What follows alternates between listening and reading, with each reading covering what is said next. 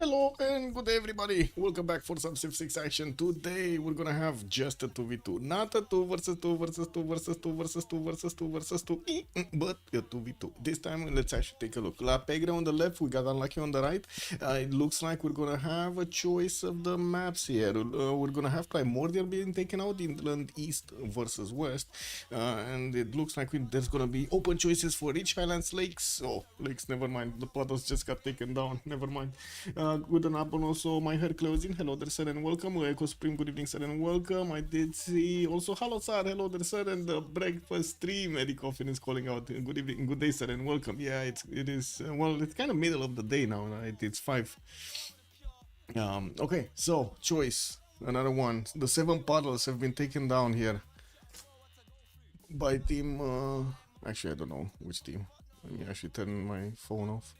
Whatever. Okay. Rich Highlands, tilted access. It's Rich Slowlands again.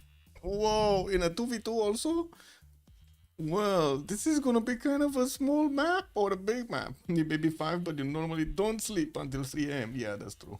Or 5 or 6, it kind of depends. Clock Safe, good day, sir, and welcome.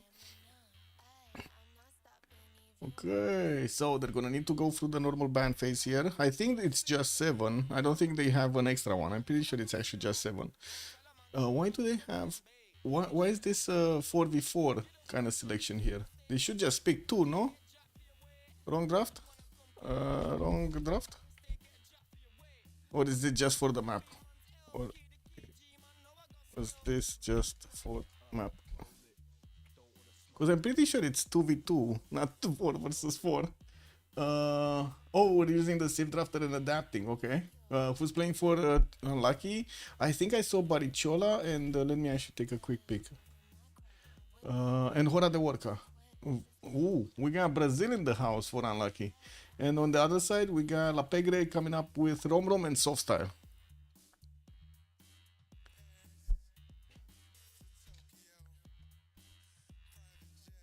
Let's see. So they're just using the first 2 options.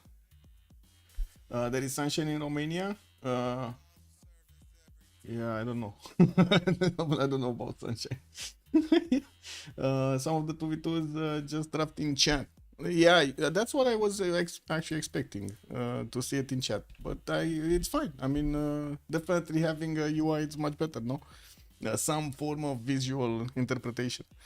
Let's see. We got Cree on La Pegre being taken out, and also Rough Rider. Teddy, and on the other side we got Zulu, and what is Unlucky's second ban here.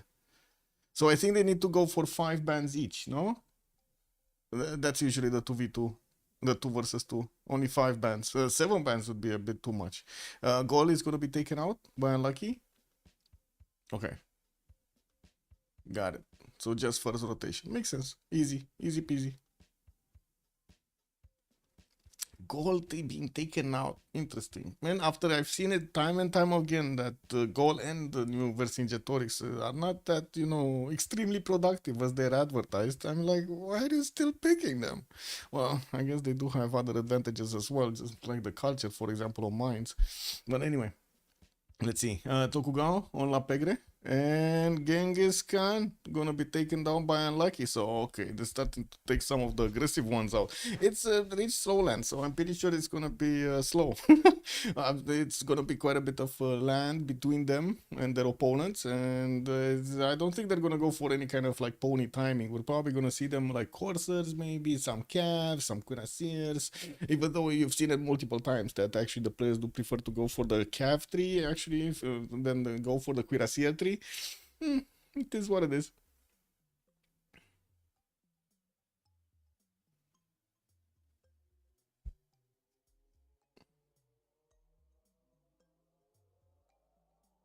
Yeah, did I reset my camera or something? Oh, whatever. I think I reset my camera zoom. It's fine. Basil the second also gonna be taken down. No taxes straight, and then immediately Unlucky is gonna go for Technique, the new Maya. They're gonna take it out. So we still have Kivyuk in the game.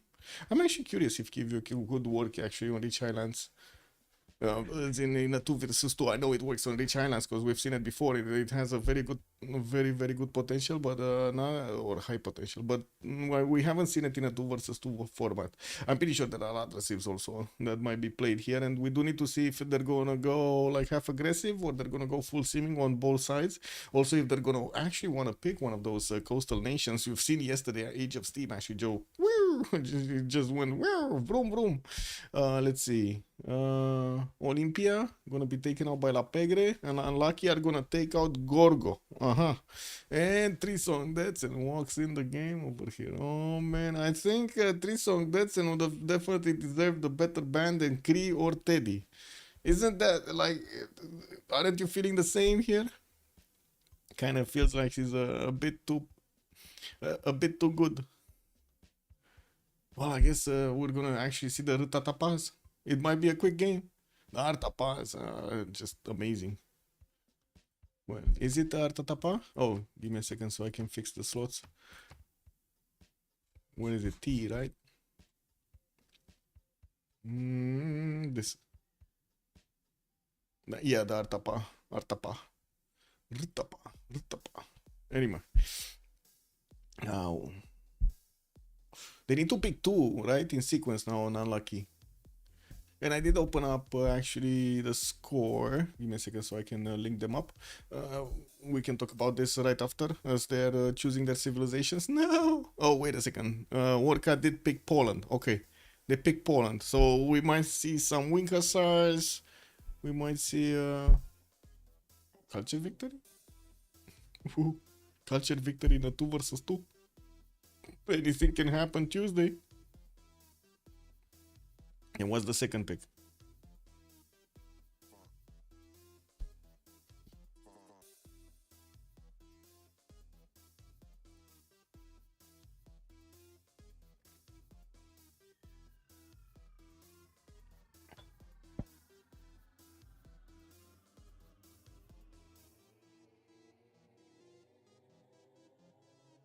They're thinking quite a bit on this. 20 seconds to go and still no pick. I don't think the Brazilians have used this app much. Probably didn't click pick to confirm. Yeah, I guess. Oh, there we go. Mapuche. So they are gonna go for a little bit aggressiveness over here. I don't know. Question is if it's gonna work, because again, there's gonna be quite a bit of distance between them and their opponents on the slowlands. It's the name of the game, no? It's the name of the map. La Pegre do need to pick that second. Trisong Detsen is definitely gonna be a very, very good one. Oh my god, if they pick Kivyuk right now. If only they pick Kivyuk right now. Please pick Kivyuk right now. Snow guy. Oh man. They do have remap tokens, right? It's just the same as we do have in the 4v4, so in other 2v2. So let me actually put up the prediction over here. Let it for 10 minutes. It's fine. It's gonna be Persia. Okay, so that's gonna be Cyrus, actually, Persia's persona. Okay. Definitely is a stable pick, all-arounder. We do have pretty good internal trade routes, and yeah, there we go, the Brazilian ping just showing up over here. Oh, well. They did pick Lotaro on Hora de Worka. Barichola is gonna go for Jadwiga for Poland, and we do need to see which one from Romrom and Softstyle are gonna take Trisong Detsen. I would imagine actually top slot is gonna be Trisong, but maybe that's just me. Okay, so point screen. Let me see. What did we have here? So in the Cute Kitten Club, it looks like Cute Kitten Club, we got 1775 points. Unlucky are gonna have 1765 points on the second slot. We do on the second, yeah, I guess slot position. Gatix are gonna have 1560. We got La Pegre with 1525 on the fourth. Very close, by the way, between the third and the fourth. Let's actually see what La Pegre are gonna do this game, because it's definitely gonna be something. Sea Dogs 1430, Fromage 1350. We got the Sharks with 1325, and then Gold Script Anonymous coming up last year with 880. Well, let's actually see if they do get better. If they do manage to acquire some more stuff. They did actually have in the 2 versus 2s, they did manage to squeeze out something, and I do see in the dual standings they're also squeezing something. they definitely need more experience in the 4 versus 4s, and of course in the FFAs that's just like, yeah, they're smashing with the big boys over here. You know, we got all of the heavy hitters going into the FFAs in the Ironmans.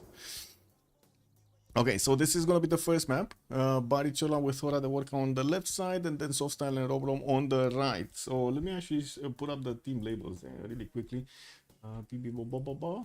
Yeah, they were kind of like activated here, but you know, different teams. No, there we go.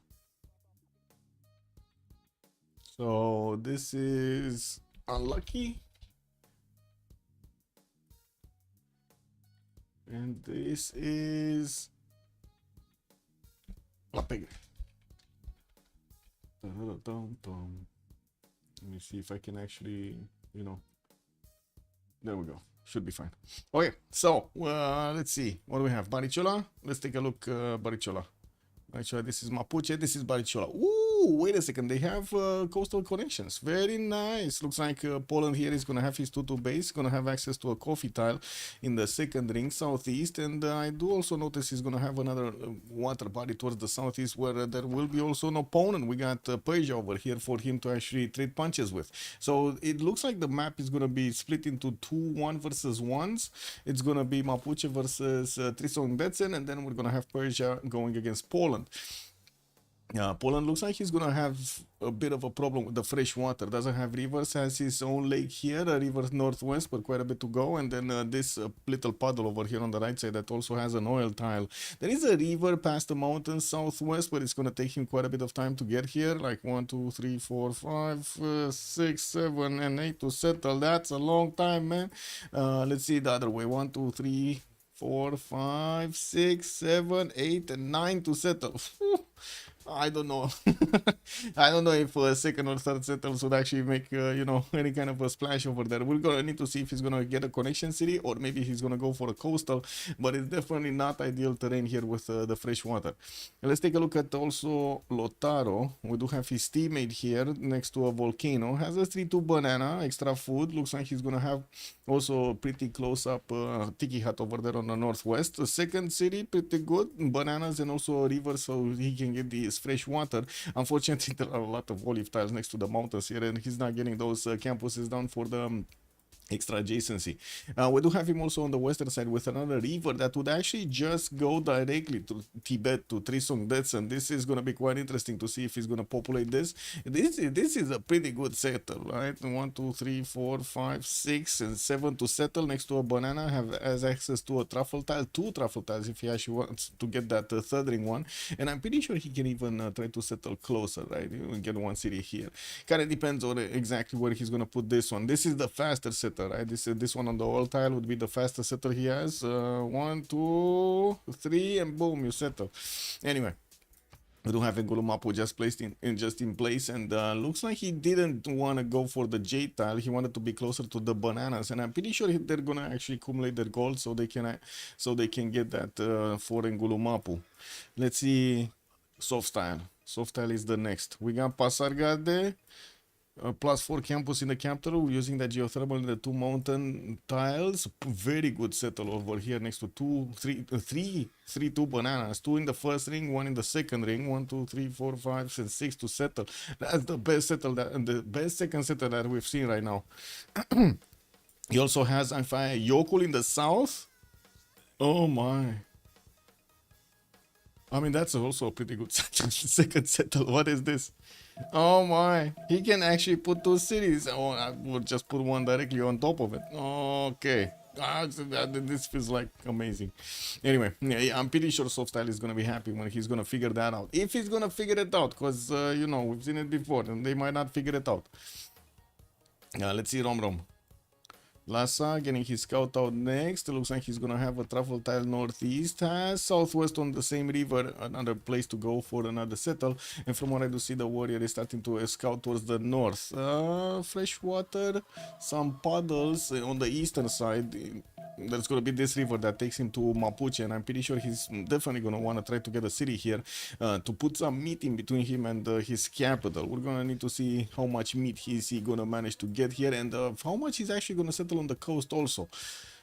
Not gonna be that quick, but not gonna be that slow either to actually get to his unique unit, the Artapa. So yeah, let's see when that's gonna happen.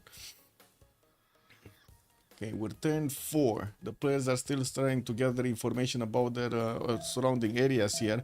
Looks like Rakov is starting to get his scouts out here. As his warrior moving north, we'll find that river, but I'm pretty sure he's not going to want to get settled there quickly, and did actually grow into the coffee tile. So first of all, he does get the extra culture. Second of all, he actually grows faster into other tiles because of the extra culture. It's like super good.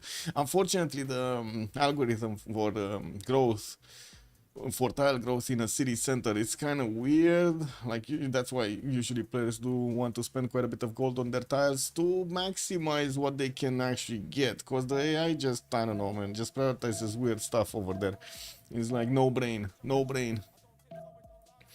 Pasagarde, scout coming up next. There's also a city over here next to a coffee tile to the northeast, and it looks like Ayutthaya is going to be a city in between them and Tibet. I do want to point out it's going to be quite hard for them to actually get the coastal trade routes. Yeah, of course, Tibet can take Ayutthaya, could put a harbor down. Pasagarde could get a city here, and I'm pretty sure he will get a city here, and then trade through this. Kind of tiny, no? It's like 3 tiles. It's very, very tiny. Lhasa, settler out coming up in 4. Has to put some things on the marble tiles there. There's also a wonder here, Dalol, in between them, but I don't think this is gonna be craved for. Like, it's just 2 science and 1 gold extra over a 2-2. It doesn't really make that much. Yeah, you do get, I do have to say, you do get that, how do you call it? The extra era score, I guess. If you're in a pickle, you might as well get it. Oh man, these settles are pretty good. Wait, do I feel it like it's much better for Persia? Yeah, it's much better for Tibet and Persia, right? Over the spawns that we've seen. So, let's see. He did figure this out, gonna pop another hat. Also did find Yukul in the south. He already sees the extra culture on the coal tile. And I'm pretty sure he's gonna be happy just sending a city there. That's a 3-3-2 tile right now. That's amazing. Okay, bought his banana. Got him with another scout moving northeast, still getting his settler up. And we're turn 8. I'm not sure if it's going to be a remap at turn 8 or the turn 10. Like usually in the 4v4 scene, we got it at turn 10, so I'm curious. City states, was there something? So no science city states. We got like 2 culture, 2 gold, 1 industry, and 1 religious. And I guess religious. Well, Poland is definitely gonna be religious. He's gonna get his holy sites quite quickly. There we go. Astrology coming up in 2, so he can actually get his reliquaries. Has this deer tile in the eastern settle? Actually, that cattle plus the deer is gonna be quite a good acquirement here. Was like, that's exactly what the Persian warrior is, and that it was gonna be a meet. There's gonna be a meet next turn. We got Poland meeting Persia. Are they in 1 second. Are they in loyalty range? Can they see loyalty, basically? That's my question. What's a zong? Sounds like a bell. What's a zong? This is the holy site district. It's a bell. I guess they named it after a bell. Dong. You know, that's how the bell does, no? Dong. Anyway, Rom moving south with his first city. Yeah, there we go. He's going for that rice settle to the south. I'm pretty sure that's gonna be it for the extra food. They don't really have much choice between the truffle settle on the coast towards the north and this one in the south. We do have him also western side with Beringer Crater, but again, that's definitely not gonna be that worth to actually settle next to. Yeah, later on 10% production towards space race projects. Yes, yes. Well, why is that 10%? You put the rockets in there and they're protected by all the dirt on the sides, or what is that? Anyway, let's see. Let's see what do we have here. Remap vote. Remap vote.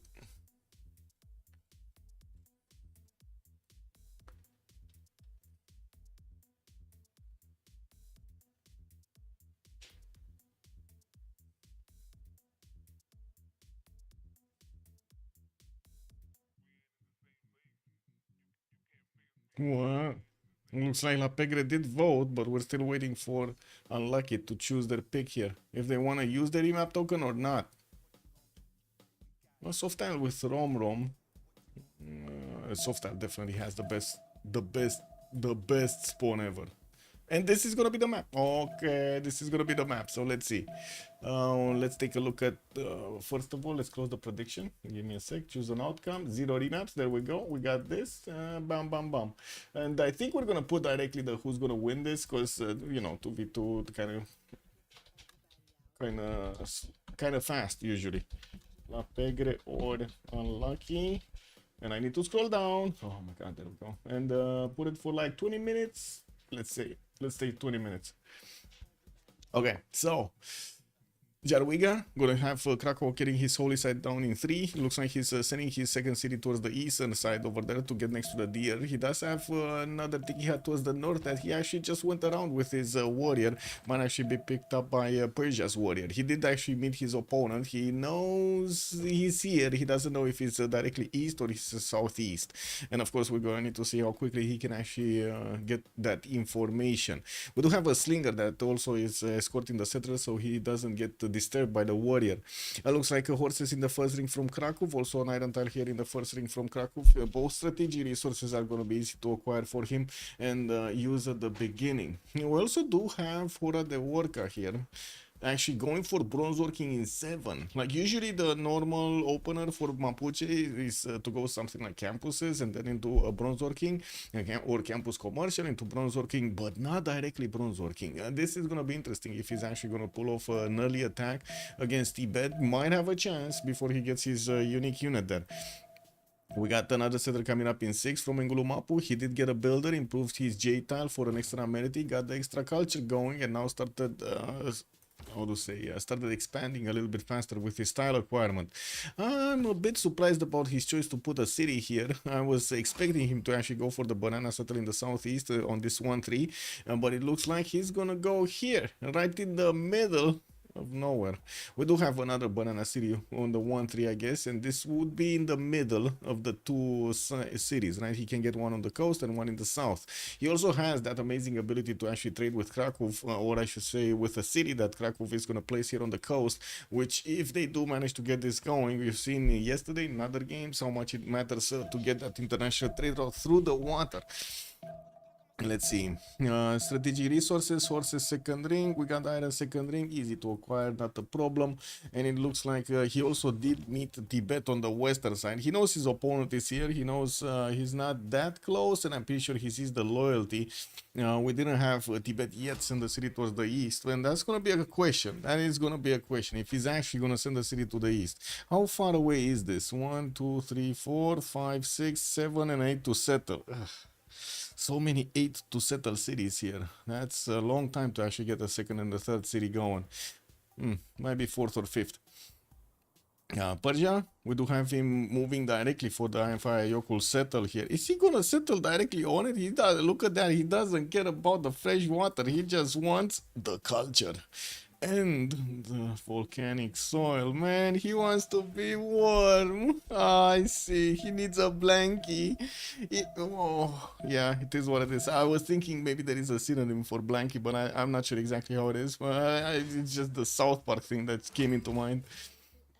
Anyway, we do have Pasagarde getting his third city out, and I really want to see this. Like, is he actually gonna settle in place, or is he gonna directly go on the coal tile? Can you imagine if he directly goes on the coal tile? That's a 4-4-2 base tile, and he's gonna have another one to use. He can even aqueduct it, right? He can put his city. Actually, he should put his city on the corner here, on the 4-1-1, no? And work this tile, the coal, while he's gonna aqueduct a little bit later on the stone. Anyway, I do have his third city moving northeast, where he does have the coffee tiles. Could easily go, but he's not going. He's going for the cattle, for the extra food. No extra culture. Oh, he did see this, right? Yeah, he did see everything. Okay, so he's choosing the extra food. He's choosing the growth of the population quicker than the culture. Okay. Soft style, both strategies in the cap, and yeah, he did. He did actually go. He did. Yeah, look at that, man. He did go for the 4-2-2 base. We got a builder coming up in 7 here from Tarsus. And of course, he's not going to have that much housing. He's just going to grow to second population and going to stop there. It is what it is. That's how it goes, man. He does have Perideza, so I'm pretty sure he's not going to have that much of a problem getting housing, I mean, in this, not to mention getting a granary and so on. Let's take a look at Romrom. We got his third city coming out. Looks like a slinger is also helping him escort this. Monuments getting out from the capital. He did finish his thing. I think he did, no? The Zong? Zong. He did in the first gap. Man, these look like mountain tiles, not gonna lie. The first time I thought this is the end of the mountain. It is what it is, man. Chamdo here, 3-1 base, got that on the rise. Unfortunately, deleted the marsh underneath it. And we don't have a war declaration being sent between them, so they can actually just, you know, freely roam, I think. Well, they don't even have open borders or not yet. Anyway, iron in the second ring here from Lhasa, also second ring horses, has more iron northwest, and we're gonna need to see if it does manage to actually get to do some damage here to Mapuche in the meantime. We do have Mapuche getting that third city on the oil, I would assume, northwest, and we do have him getting another slinger so he can defend his improvements. We do have a Jade and a Quarry improved already in his territory here, might as well get something as a unit to defend it. Trader from Mapu to connect to the capital, and yeah, there we go. He's going for the oil. Could even go a little bit further on the 2-2 base, you know, to have access to the other truffles, but it looks like no, he's just gonna settle it over here. Don't want to take a look. So he doesn't know about the banana. This might have been why he actually chose to do this. Definitely has another city. That's not a problem, right? He can get a city here or on the cattle tile and still be worth it.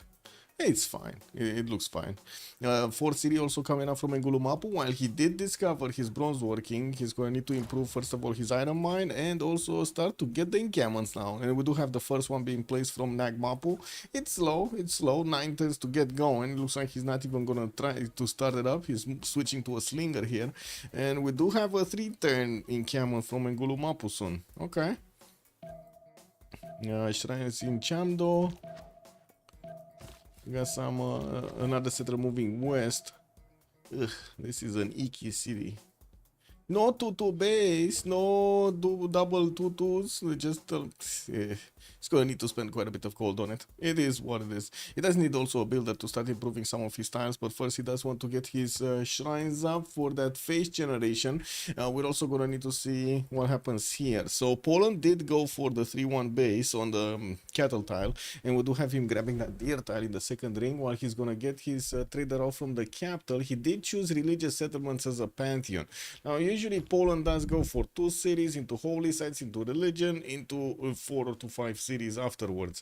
So let's actually see what is he gonna do right now. I'm expecting kind of the same strategy being played out here.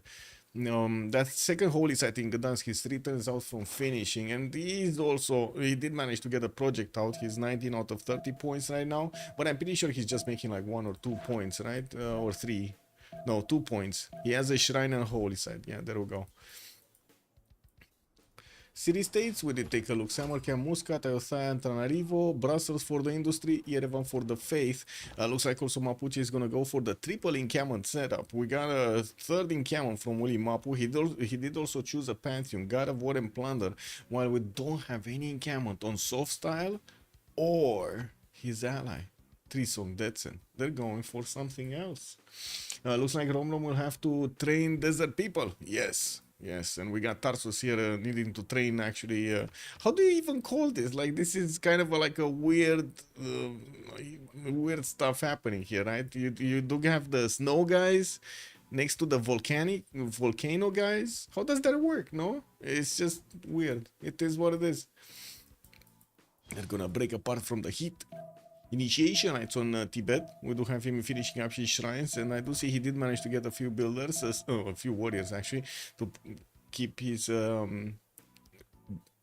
zongs intact.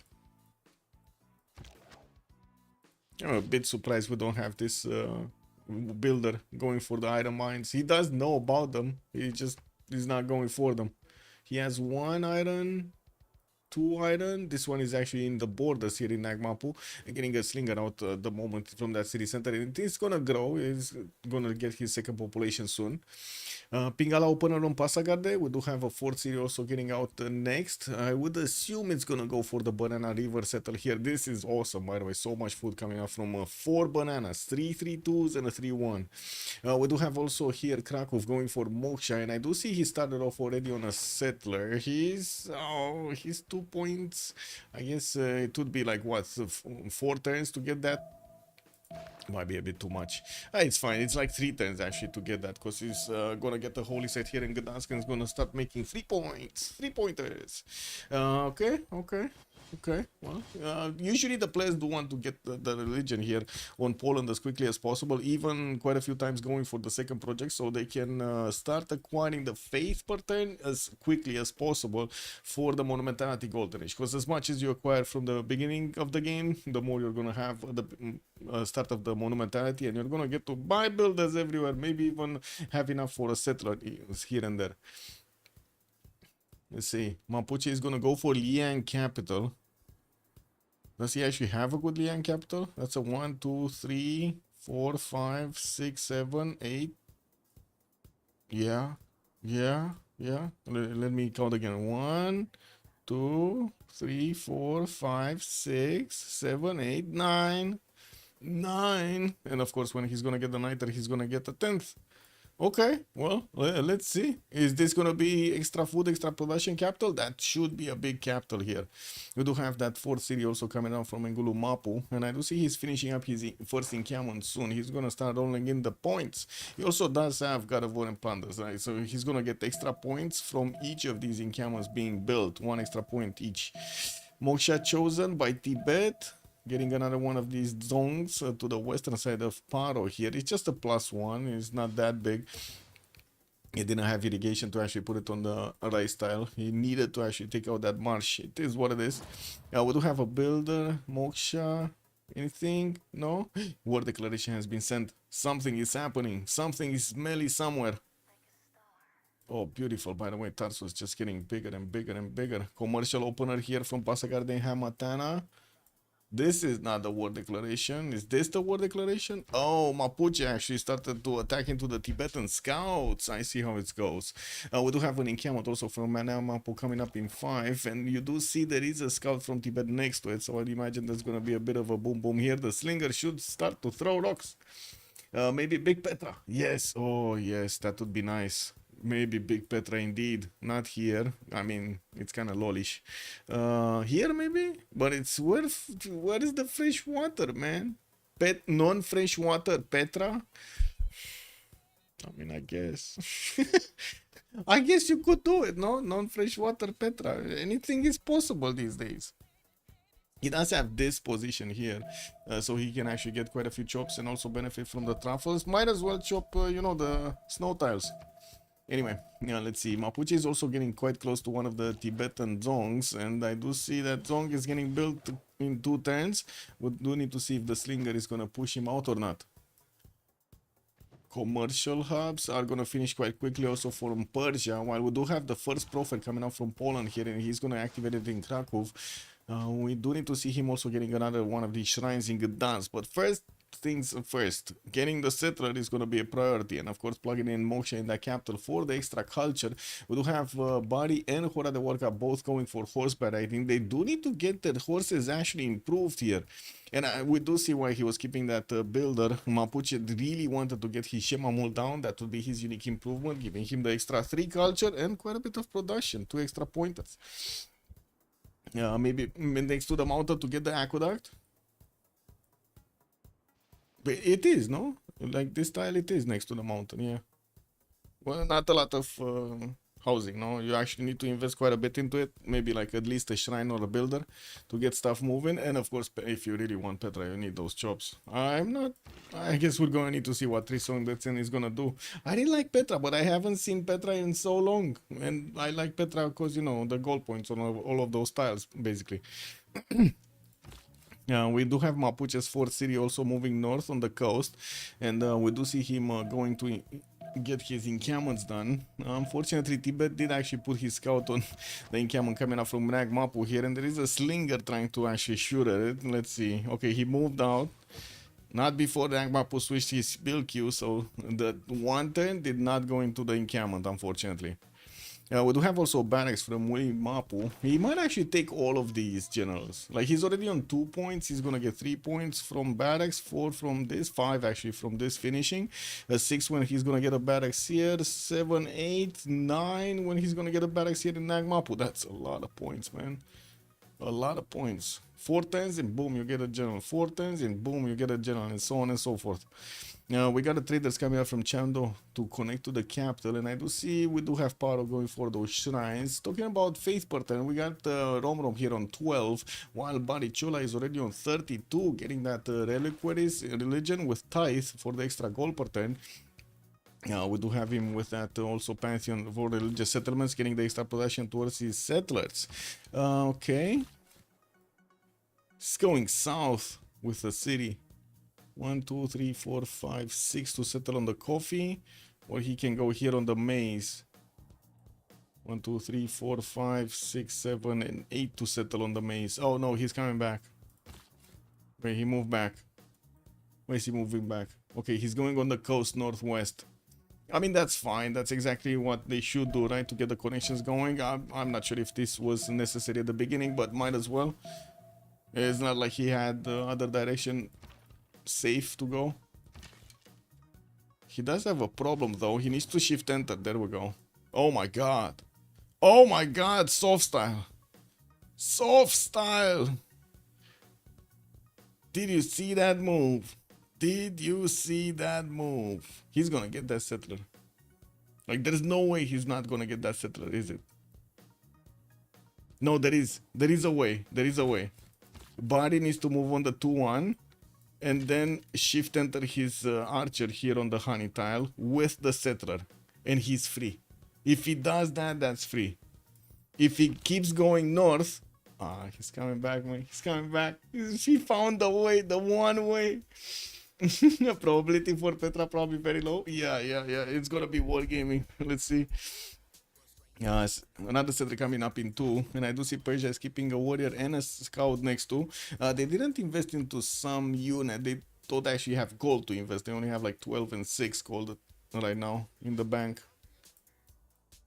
4 city from Persia about to be placed down. I do have to point out Softstyle is already on 11 science and 10 culture, while we do have Bari next to him on 5 and 8, and I do see Romrom is starting to get that faith pattern, for that culture pattern from Moksha. He's on 13 right now. Let's see what kind of religion he picked. He went for the production, work ethic, and pilgrimage. Okay. Shrines and temples do provide him that extra thing.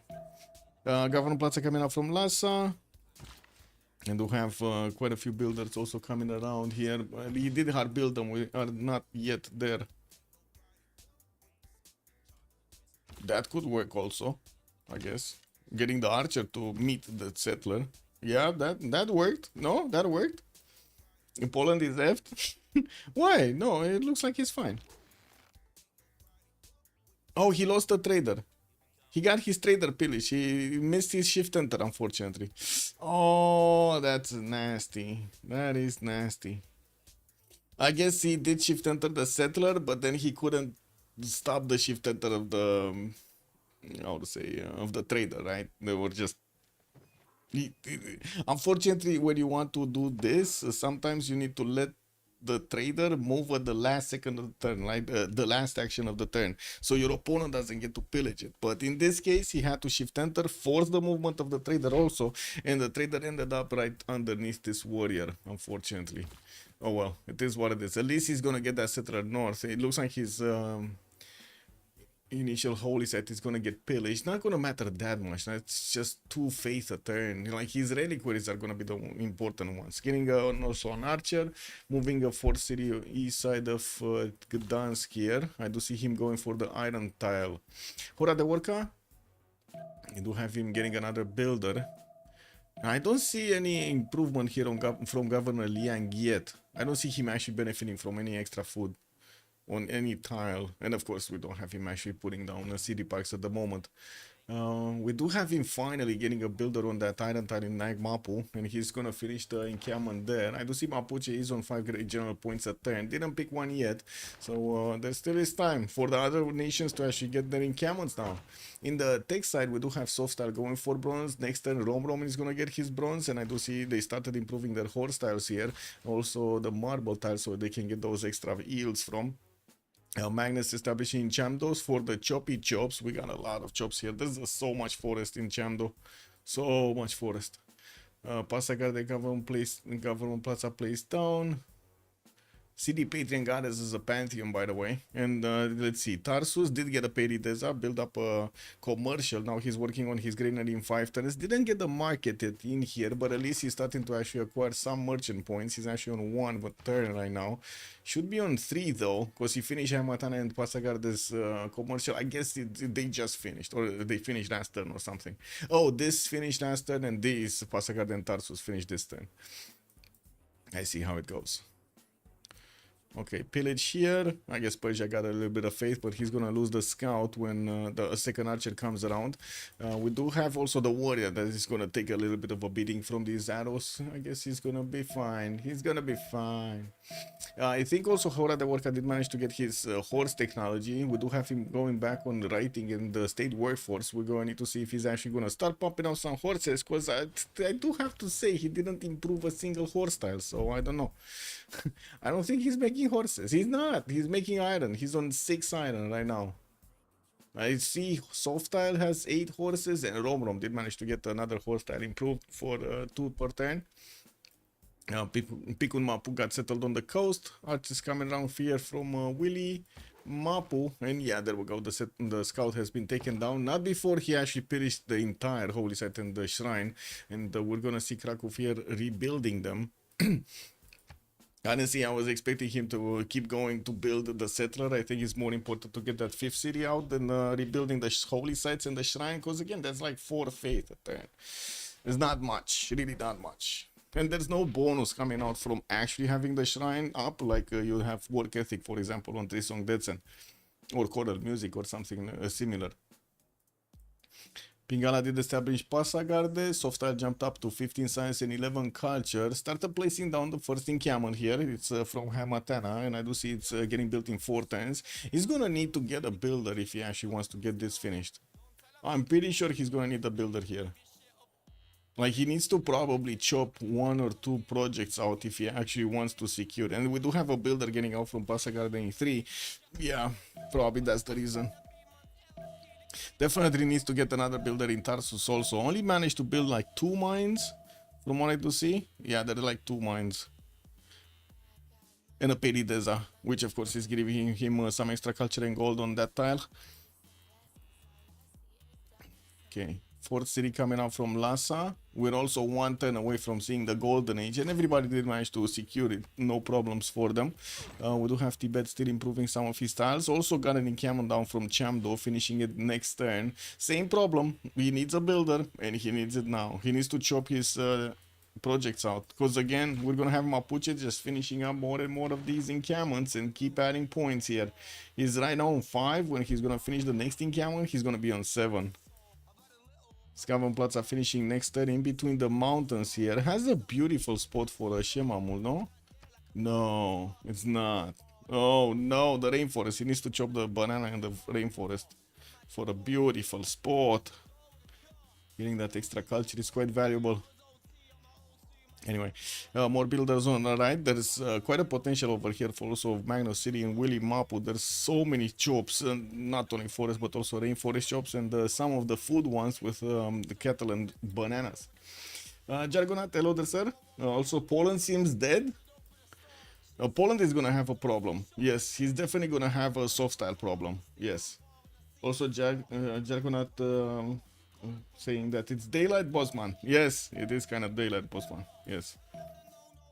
Kind of weird. It is what it is.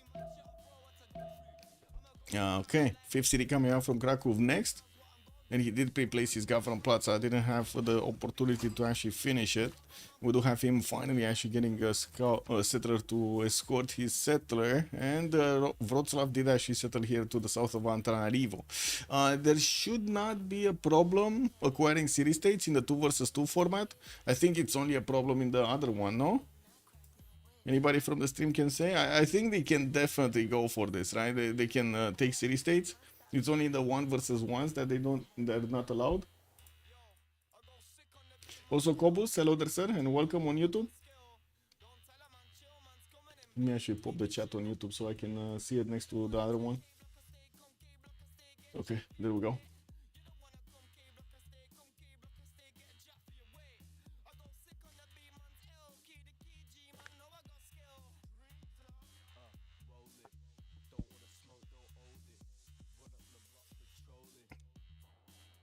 Okay, so magnets indeed gonna be choppy in Tibet next.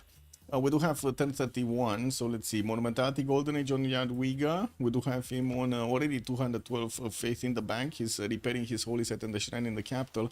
And we do have him 7 science and 13 culture at the moment. 29 faith. Beating down this Persian warrior on the road. He's definitely going to need to get another one of those traders and start a training one in Gdansk. That's a lot of training for like traders, you know. Man, can you imagine they spend like 200 years to train a trader? That's amazing, man. That is just amazing. Anyway, ora de workat in science and the 20 culture. We do have a pen brush voice golden age for him. 4 series strong, getting converted by the religion of Poland here, and started getting his encampment training projects from Hamatana. Looks like he's Mapuche did already manage to get Burica. The next one is going to be Hannibal Barca. Tibet is 1 point, and yes, Persia just finished it. He has a builder though, and I'm pretty sure he's gonna put the chop in the encampment. Has another builder coming up from his capital. Also, Softstyle is leading in culture. Thank you, Antananarivo. Next, that's a good question. I mean, Softstyle is definitely leading in culture with Hi-Fi Yoko, right? He has so much extra culture coming up from these tiles. That's like 1, 2, 3, 4, 5, 6, 7, 8 points of culture, maybe even 9 points of culture with this one on the west. I'm a bit surprised that he's not actually buying this 3 to 1, a bit better than these 1 point of production ones. But anyway. Let's see, 52 points of production also on Lotaro. That's also very, very good. Very, very good. So, let's see. 12 science, 23 gun, 52 points of production. We did have that third encampment finished. And Mapuche did recruit his first general. We're going to need to see next turn what is he going to do. Wait a second. Tibet just got a general? Tibet got a general. Hannibal Barca. He chopped twice. He got a general. Oh my god. That was fast. That was, I gotta say, that was quite quick. Okay. Hora de Worka is also, oh my god, he converted Burica. You know what would be funny? He doesn't get another general. Can we imagine that? If he is actually not gonna get another general here? Because he needs another 3 turns to get a general. Tibet doesn't need another one. Poland definitely needs another one, but doesn't have an encampment down. Okay. And then Persia is going to chop his encampment project. We got Hamatana here just waiting for the chop of the builder. Softstyle is 19 science, 22 culture, 42 points of production only, 4 cities strong, going for his Wallow's throne.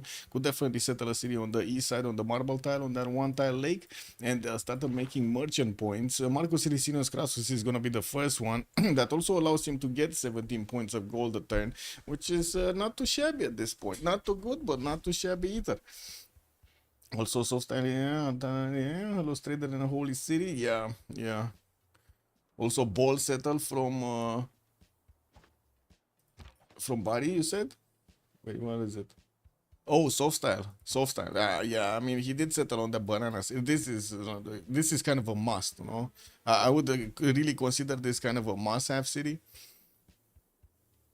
Oh, Romdom started working on hanging gardens and a campus in the same turn. Okay, he has it here. He's gonna try to chop it out for the extra housing and of course the growth. Man, I remember when Hanging Gardens was the least built wonder in the game. Like really, the least build wonder. No, not very few people wanted to get it. They were like, what's up? What's that with growth? Not cool, not cool. And then, yeah, this happened. It's one of the most craved ones.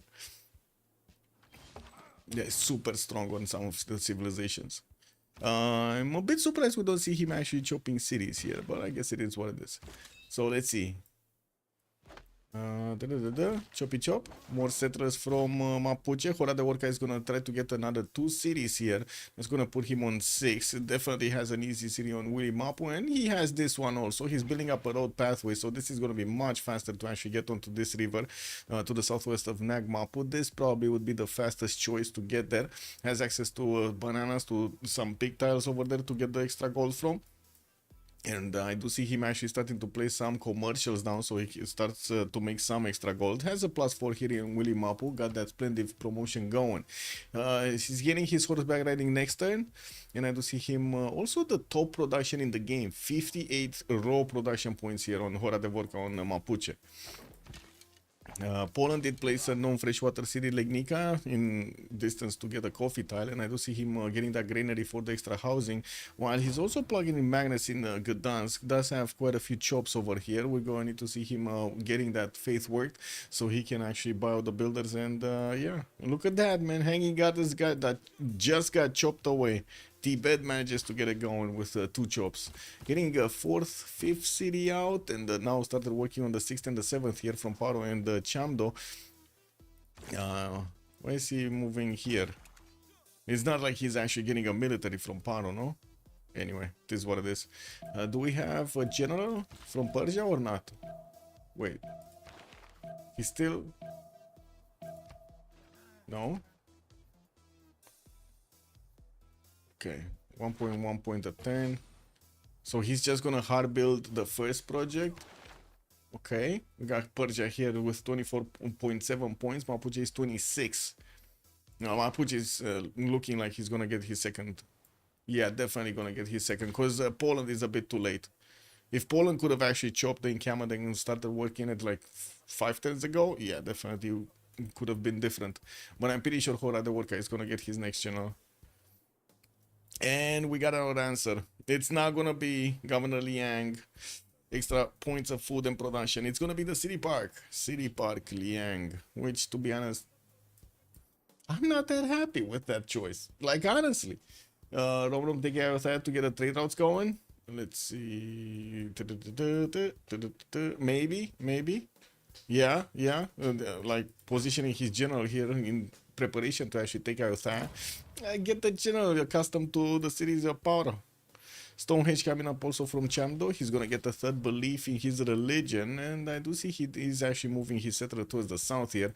I'm a bit curious, where does he want to go? Because I don't see him going for Barringer Crater non-freshwater city. Like, honestly, I don't see him going for that. I do see him trying to get the olives and the jade though. But he has more here. Like, there's another jade here. And I don't think the olives are from a different continent. Yeah, they're not. It's just the same continent. Why is he sending a city towards the south? There's nothing good in the south. Chad? What is going on here? Okay, first horses coming up from Mapuche. The ponies! Eehaw! We got him with the military engineer also about to get that full pathway towards the pig tile. Also working on his warlord's throne in 4 turns, sending the settlers towards the south. I do like that he's also using his units to increase his visibility in the south, put a little bit of extra intel there. And I do notice the horse is actually going to go towards Samarkand. Is he going to try to take that city first and then come back, maybe get some experience from fighting the city center? And upgrade them into the stronger unit, the Mapuche Alon Raider. No, okay. Beep boop.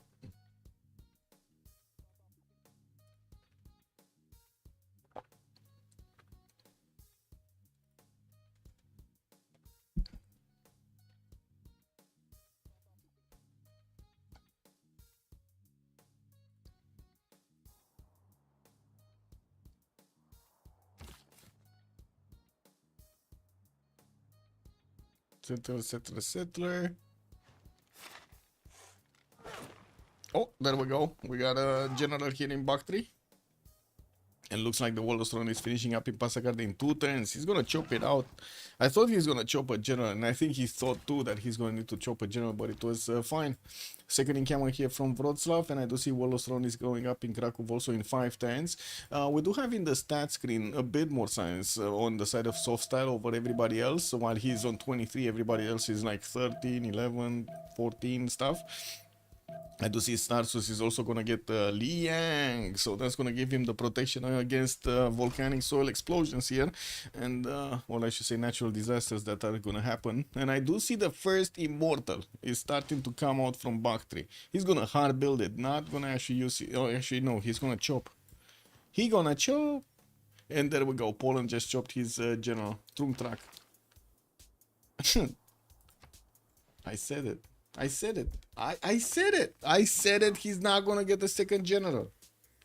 He didn't get a second general.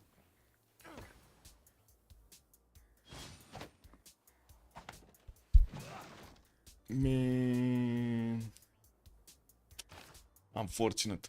This is what it is. Magnus is establishing next turn in Gdansk, and we do have the shrine also getting built.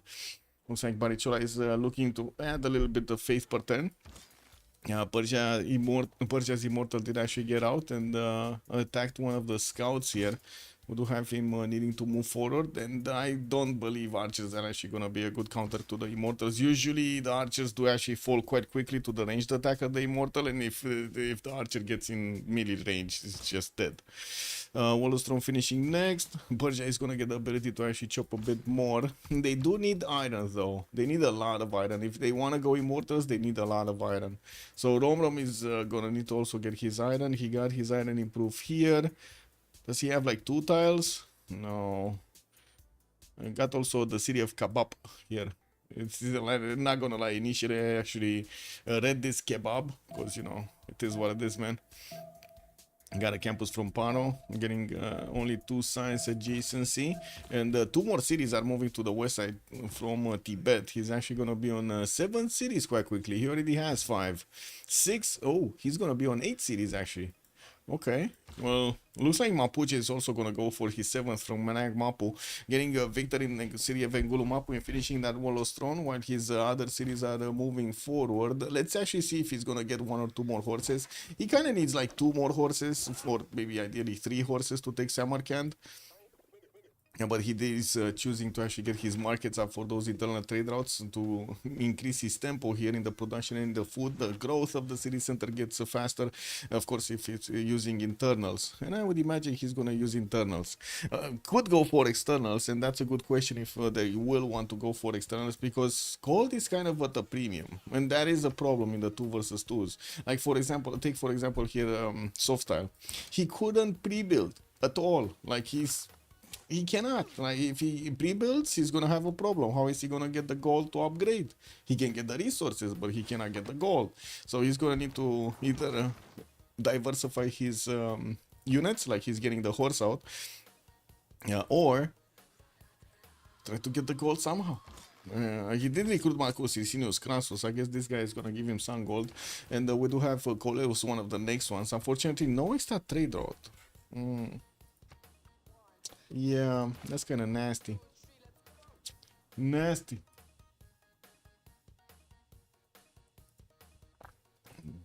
Trade route capacity.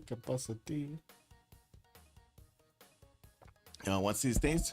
Looks like Romrom is taking Yerevan for the extra faith per turn. I do see Hora de Orca does have 2 in there also, but now it's used. And it's very close to Mapuche. Actually, I think it would have been better to take Yerevan instead of Samarkand. If we're taking a look at, first of all, how quickly they can get to Yerevan. Second of all, take it away from his opponent, from Tison Detsen. He's directly fighting the one that has the Sus there. And he's just giving Tibet here quite a bit of faith per turn. We got Romrom on 54 already, 64 production. Versus Hora de Workers, 59 points of production. Wallostron in 2 turns also from Tibet. So everybody in the game gonna go Wallostron. They wanna go the boom boom side. Stonehenge in 3 in Chamdo. So Romrom gets that extra belief. while he's still sending his settlers. Okay, we do have a first unit from Poland that could actually take on these immortals. Second immortal coming out from Bactria, and I think he received a bit of iron from his teammate from Romrom, because I do see a third one is also in the build queues here. New horses from Passagarde, while I do have to say Poland does only have a single horse. It's only a horse.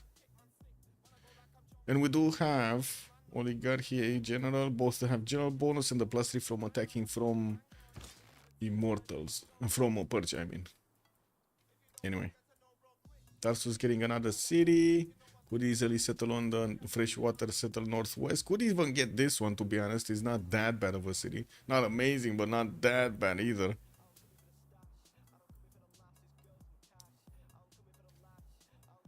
It does seem like Poland is kind of squeezing out these horses and not really training them, 3-turning them. He's gonna get that Wallace throne next turn, and maybe he's actually just gonna 2-turn it now. We'll see if soft style can actually get to pull off this attack. We definitely have quite a few units here from Persia. And to be honest, he should take on the horses without any issue, or major issue actually. This horse cannot get here. But I'm pretty sure he can attack with the immortal twice. No, he can actually. He can take the horse. He can move here, attack with this, move here, attack here, and then move here on the niter with the horse and kill the horse. Or the encampment. Which one is it? There's enough damage from these units of movement to actually do that both. To do both, like, and to do either or actually on the encampment or the horse. We do have the ancient walls actually coming out from Gdansk, which is kind of a surprising move. Like, usually you don't want to build the walls when you're in this kind of a situation, especially when you have too few units and you're getting pressured, because you kind of need the units more than you need the walls. It's just the static defenses that don't actually help you in the long term. They don't get promos, man. They don't get promos. Nate 8, good evening, sir, and welcome. It's been a long time, man. Yeah, it's been a long time, man. Poor Poland. Yeah, he's getting bullied. Poor Jadwiga over here getting bullied. Must be because of the hairdo. I know it. Temple in Lhasa, Stonehenge, and we do have monuments coming from Paro. The Donga starting to get bigger. Romrom did manage to also acquire more science. He's on 23 and 33. Still did not get his Bingala yet. We do have him also on 82 points of production and 67 faith, and that is like super good right now. And with 2, 4, 6, 7, soon to be 8 cities, looks good. I'm actually quite curious. What is he gonna take as a next belief? Lafayette Mapu did get placed down. We do have another settler from Mapu moving northwest, and from what I do see, a trader from Muli Mapu is gonna get out. That's probably his second one. We do have him starting off on some of these merchant points. He's only on 4 points, while Persia is on 3. Actually, lol, he's actually on 4 points over Persia's 3. Mapuche here also is about to actually recruit Timur. He's 56 points out of 75. Just needs a few more turns. Well, I do see Hannibal Barca actually got back in the city of Lhasa. They're not going to take Ayutthaya yet, by the looks of it. And what do we have here? So, Persia's immortal, one of the immortals did get damaged. The horses didn't jump over the river. I'm a bit surprised. Oh, no, he did. He did actually, no. That's a new horse. That's why it wasn't there. It's fine. Immortal still needs to do something, and I do see he stopped building the walls. Oh no, he finished the walls in Gdansk, and they're already down? On the encampment, they're already down? No, we just don't see it. Okay, never mind. He does need to actually get the, I would say, get the damage on the walls. And to be honest, I think it's fine. To be honest, it's fine. Totally fine. Walls from Wrocław. Again, Poland not building units. Is this a problem with like strategics or something? Oh, strategics. He doesn't have strategics. He's only on 2 horses right now. Getting another horse from Krakow. That's the problem. He doesn't have enough strategics. Does he even have a second horse style anywhere? I know he has this one in Krakow, but where's his second horse style? Here in Wrocław. Okay, so he's making 4 a turn, 4 resources a turn. What's happening in his ally? We got 1 horse improved. We have a second one anywhere? He could get Wente Mapu, but he does need a few more turns to get a builder from there. And I do see he's placing those city packs everywhere. He's getting Liang in, so he can get those extra amenities, extra housing, the extra points. So Style still is adding a bit more science than his opponent. And by the looks of it, we do have even Antananarivo starting to push. What? That encampment went down from Wroclaw before the walls also went up, and I do see the Immortals are starting to work on the encampment walls here, getting the experience points. Not a problem actually. The Persian Immortals do have a range shot, and it's chipping away nicely. It will take a few turns to actually go through everything, but as you can see, he's just adding more units, while his opponent was making static defenses. Because he didn't have resources to actually make units. Yeah, it will slow down the attack of Persia, but if Persia is not losing units to the walls, he just keeps adding more and more military. It's just gonna be a lot of meat, a lot of meat. I mean, to be honest, yeah, this is what it is. Meat lovers unite.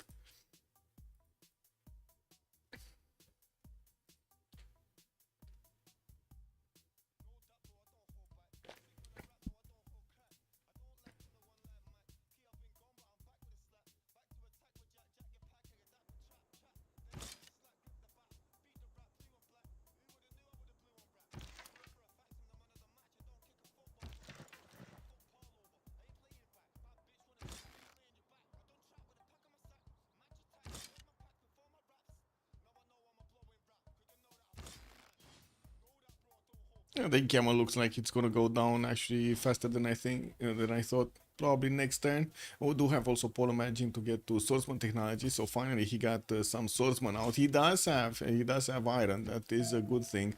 He's going through it quite quickly. 20 iron right now in the bank.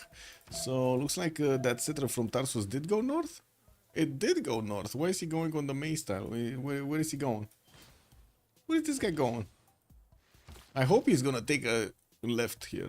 But anyway, another archer has been taken down. Poland will lose the archer in the encampment if he keeps it there, though. And the Wroclaw is getting encircled by Antananarivo. This is amazing. Antananarivo working over here for Romrom. And also for Softstyle that is attacking into Barichola. Man, I kind of feel bad for Barichola here. Damn, Antananarivo. Yeah, it's coming through, man. What is he making a scout for? Why is he probably has too many cats. I guess that's a good use, no, of resources. It is what it is. Moksha coming up into commercials. We do also have the greeneries coming up from Persia, so we can get that extra housing in his capital. It's barely 5 pop, by the way. This capital is barely 5 pop. He couldn't manage to get that much food from it, and of course with the housing cap, it's a problem. Outside looks like he's gonna be taken down. Romrom is starting to actually position his military next to it, and he does have also Hannibal Barca to help him out. I do see also he's getting a few more of these bells over here, the zongs. We do have Romrom on 83 points of faith and also 90 production. That's very good right now. I'm quite curious if he's actually gonna get those units or some units out, because at the moment it seems like we do have a road pathway built by Mapuche towards him with the help of the military engineer that came out from Burica. Well, I do see Mapuche is starting to get his feudalism builders out. We do have him also going for some commercial hub investments, so he has a chance to pick Ipfat land. That would be quite valuable for the extra trade out capacity. New markets also getting built. He did recruit Coleus, started positioning him or started to scout something on the east. And encampment is down.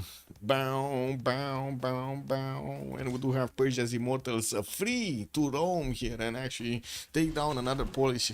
Oh, never mind. That Polish horse is just gonna die to warriors of Antananarivo. Oh man, Antananarivo, bro. Oh, bro, it is what it is. Yeah. It happens. It happens. Just Antananarivo came in. This happened.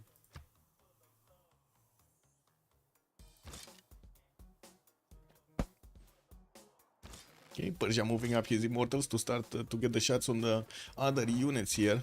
I would imagine the swordsman is going to be the next one bullied. Let's see, he's just positioning right now. He does need to also get some promotions on these horses, because it looks like they're kind of banged up. They kind of need to go to the infirmary or something. Well, did they even have infirmaries back then? I guess it was all in the chops. Ugh. Can you imagine that? That would have been bad, man.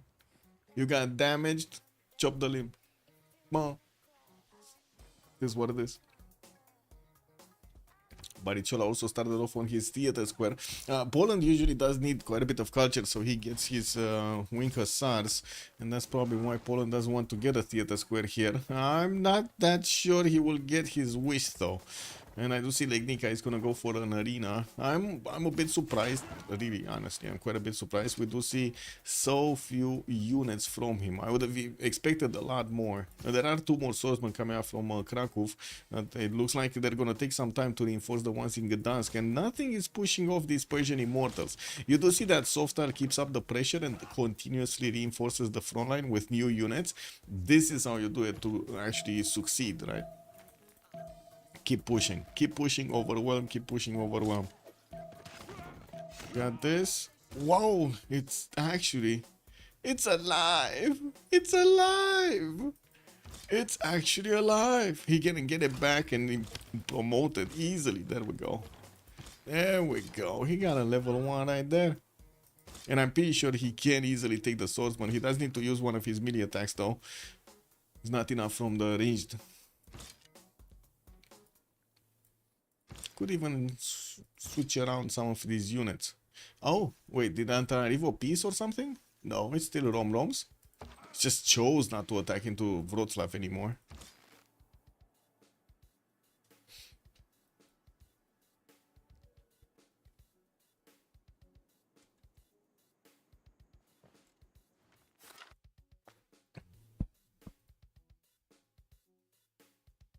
Swordsman, quite a few swordsmen coming around here from Poland.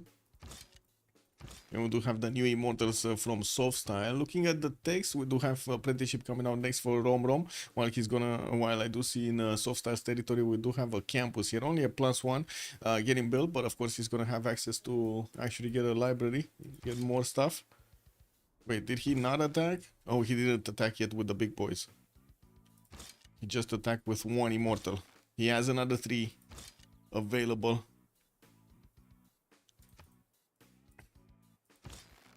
Wall shots here from Poland. He does have victory in the city of Gdansk, and I do see he did manage to actually plug in the promotion for the garrison commander, so he has an extra +3 here.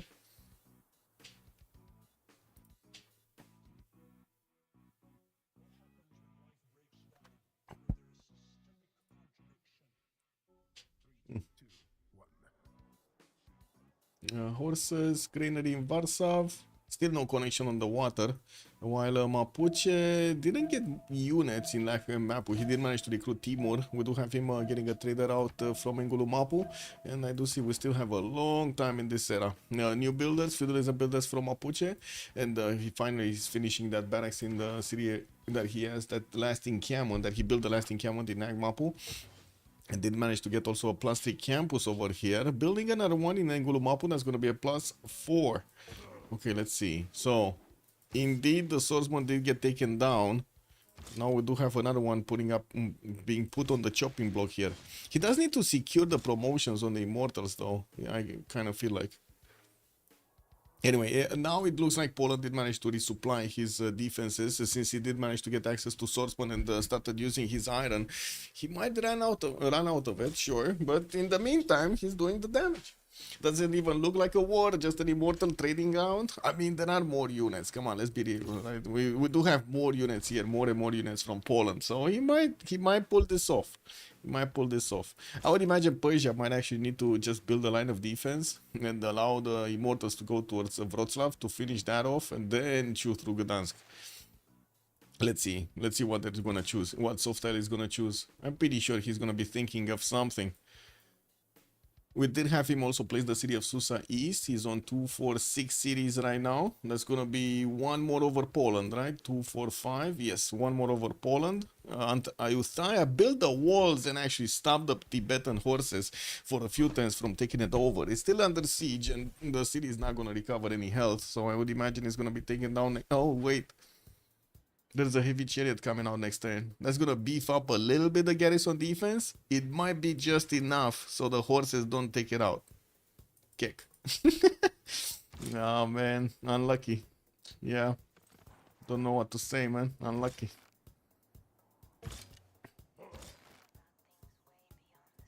Okay. This immortal has a promo that hasn't been used. We have this one. This one doesn't have a promo. It still is getting damaged by Wroclaw walls every turn. It's kind of annoying there. But I guess he's getting promos and it's not that much damage.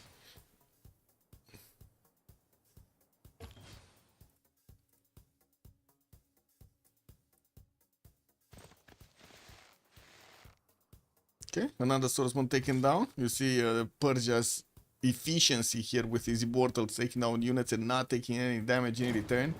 Still resupplying, by the way. He never stopped. He never stopped resupplying. Now he's getting a catapult from Bakhtri. Construction coming up too here from Sofstyle. While I do see Romrom is going to get his stirrups in 7 turns. Arta Paz are Renaissance, right? Wait.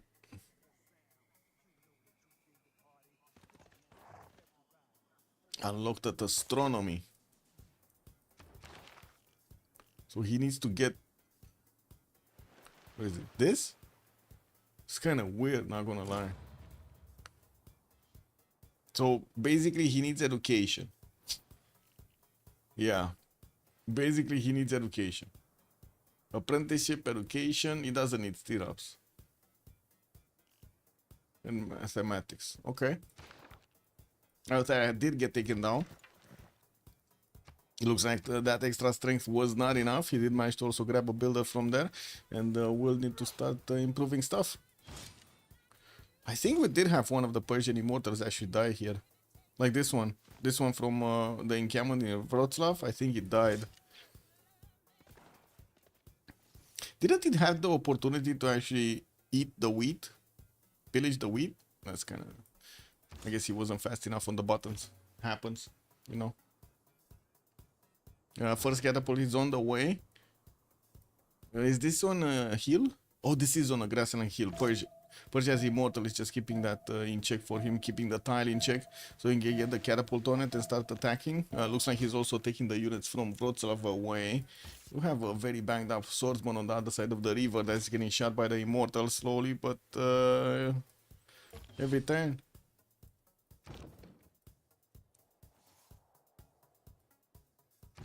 Wait, what was that 50 gold? Was that a trader? Did he just pillage a trader and I didn't notice? I was watching here and I just saw something like gold pop. Is that a trader? Oh. Ooh, wait a second. Poland Milo's might actually take out an immortal here. No, it's too strong. Even without a general, this immortal is too strong. Kick. W. And horses moving towards Wroclaw. Looks like also the first catapult is going towards Wroclaw. And we do have a second one getting out from Bakhtri soon. Does have more chops and still has some of these bananas to keep improving.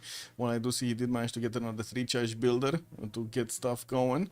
We do have quite a few more units coming from his main cities. Arena built in Lhasa, getting also that entertainment complex bonus. Started building up some horses, putting them on the east side, while you do see Mapuche just keeps on building the road pathway every turn, man. Every turn he's just putting down another road on a tile. We do have Romrom already 40 science and 46 culture, but he's losing gold. He's -2 and it's not like he actually has that big of a military. On the other side, we do have Fora de Worka on 33 gold a turn, and looks like Bani is on 12. We do need to see definitely Tibet here fix his gold problem. Somehow he needs to fix his gold problem. I mean, he doesn't have a single commercial. I'm not that surprised he doesn't have, you know, what he needs. Gold. Okay. Catapult. Probably gonna get the first wall shot next turn.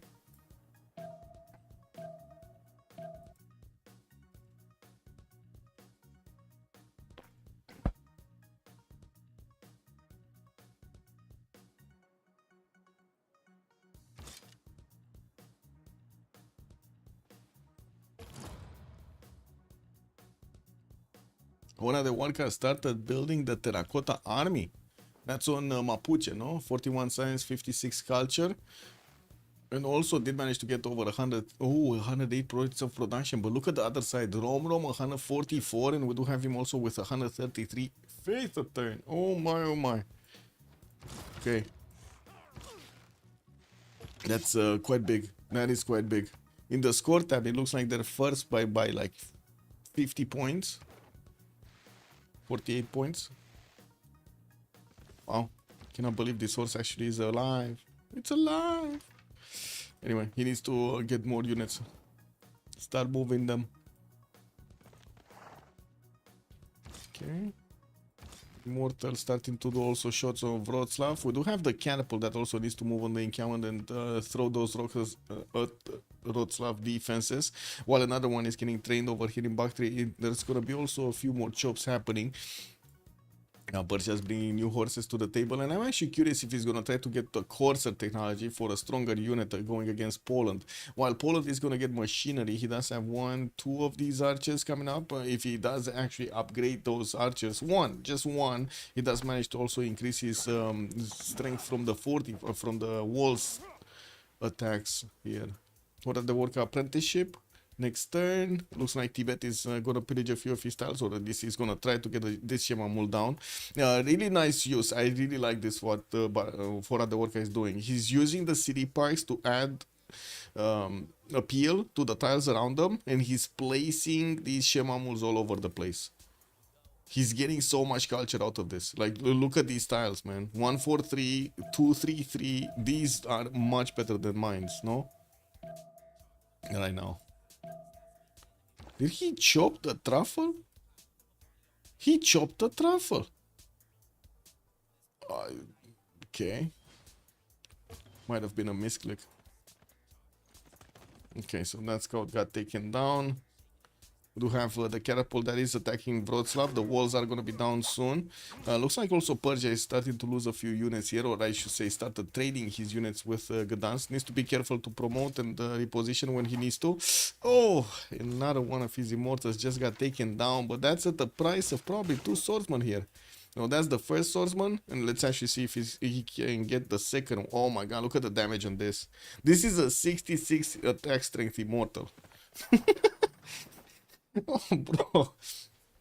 Fortuna Belli, good day, sir. Good morning, I should say. Actually, wait a second. Good evening. What am I talking about? This is evening for you, Fortuna Belli. No, like, what is it? Like 12 or something?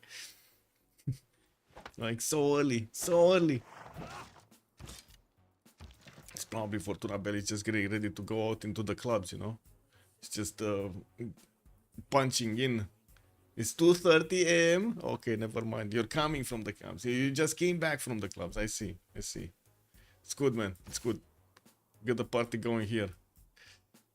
Okay. Tibet still expanding. He's gonna get another city on the coffee tile. Finally got a commercial now. He probably realized he's gonna need to get the gold.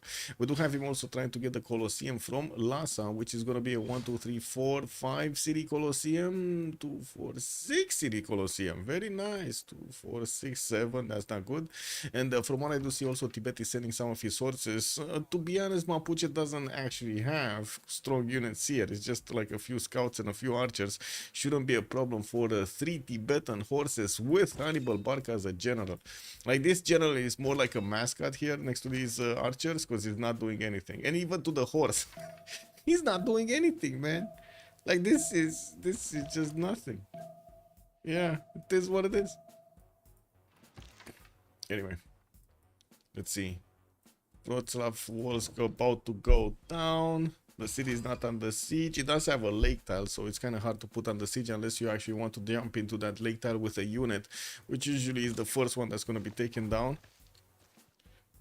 Okay, we also do need to see that second catapult get into range to start attacking Gdansk walls. Very important to take that wall strength defense down now. But I would imagine he does want to keep attacking and taking down the swordsmen that keep just popping out of the cities of Poland. He just doesn't want to stop. He keeps pumping out units. Was contemplating you're thinking finally installing Windows 10 on your M2 drives. G appears need to update the BIOS first. Yeah, that's a problem actually. updating BIOSes and stuff. Yeah, it is what it is. I know. Why do you want to install Windows 10 though? Or do you want to go back to Windows 10 from Windows 11? Didn't it get unsupported right now? Like I believe. Wait, Windows cannot be installed on the selected disk is getting that error. I know what's required in the BIOS. Well, I mean, if you're getting that error, it might be just because of the like wrong partitions, or you just selected the wrong partition. Usually when you install Windows, it does allow you to, I would say, select if you want your information to be kept or not, and you just, delete everything, format. It is what it is. Especially on M.2s. First of all, I had a page file on that drive, had to move that. Oh, yeah, okay. Kick. That sounds complicated, Fortuna Belly. I don't know what to tell you, man. You need to simplify. You need to simplify. No more walls in Wroclaw. Persia does have the ability to attack with his horses into it, and yeah, there we go. He started to delete the wall strength there. He might actually take one swordsman with him next turn when he's gonna take the city. He's just gonna recover a bit of health, but I'm pretty sure 2 horse shots should be able to do it. Let's see. Yes, he can. And that's a city down. From Poland. What is Poland? 20 science, 41 culture, divine writing 3. We do have the tick down clock, 4 more turns until the next era, and I do see he's 5 points off, getting about for Warsaw. Okay, while he did lose the city here, he does have his crossbows that are helping him actually defend Gdansk, and now the wall shops are much stronger. We're gonna see these, like, look at the immortals suffer from the wall shots of Gdansk. While I do have to say on the other side, the Softstyle did manage to get to 38 science, more than double the amount that Body has, on 34 culture and also 97 points of production here. Softstyle is discovering machinery in 2 turns for himself and also getting divine right in 2. Keeps adding more immortals to the front line here. Also, last time just ask ChatGPT. Yeah, just ask ChatGPT to give me a reliable word count for lines of a pawn for a competitive entry. What do you mean reliable word count? Well, as in it didn't count the words properly, or it didn't give you a story that would be in a certain word count limit. What is Poland and the other religions? So Poland went for reliquaries with tithe, and Buddhism went for holy waters, pilgrimage, and work ethic, and that's on Tibet. Was wrong in the word count. Kick. Lol. How can that happen, man? Yeah, how can that happen, man? It can't do all that, but it knows stuff, man. It knows stuff, yes.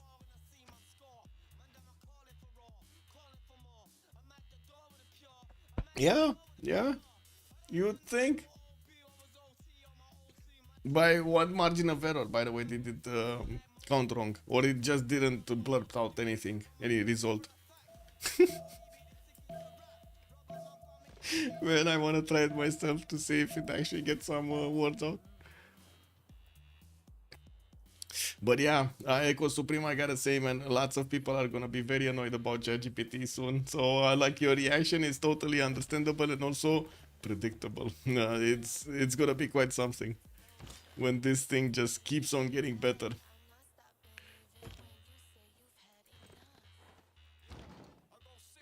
No wonder the Civ AI is so lost. I mean, Civ AI is more like a template built thing that doesn't actually have a brain, no?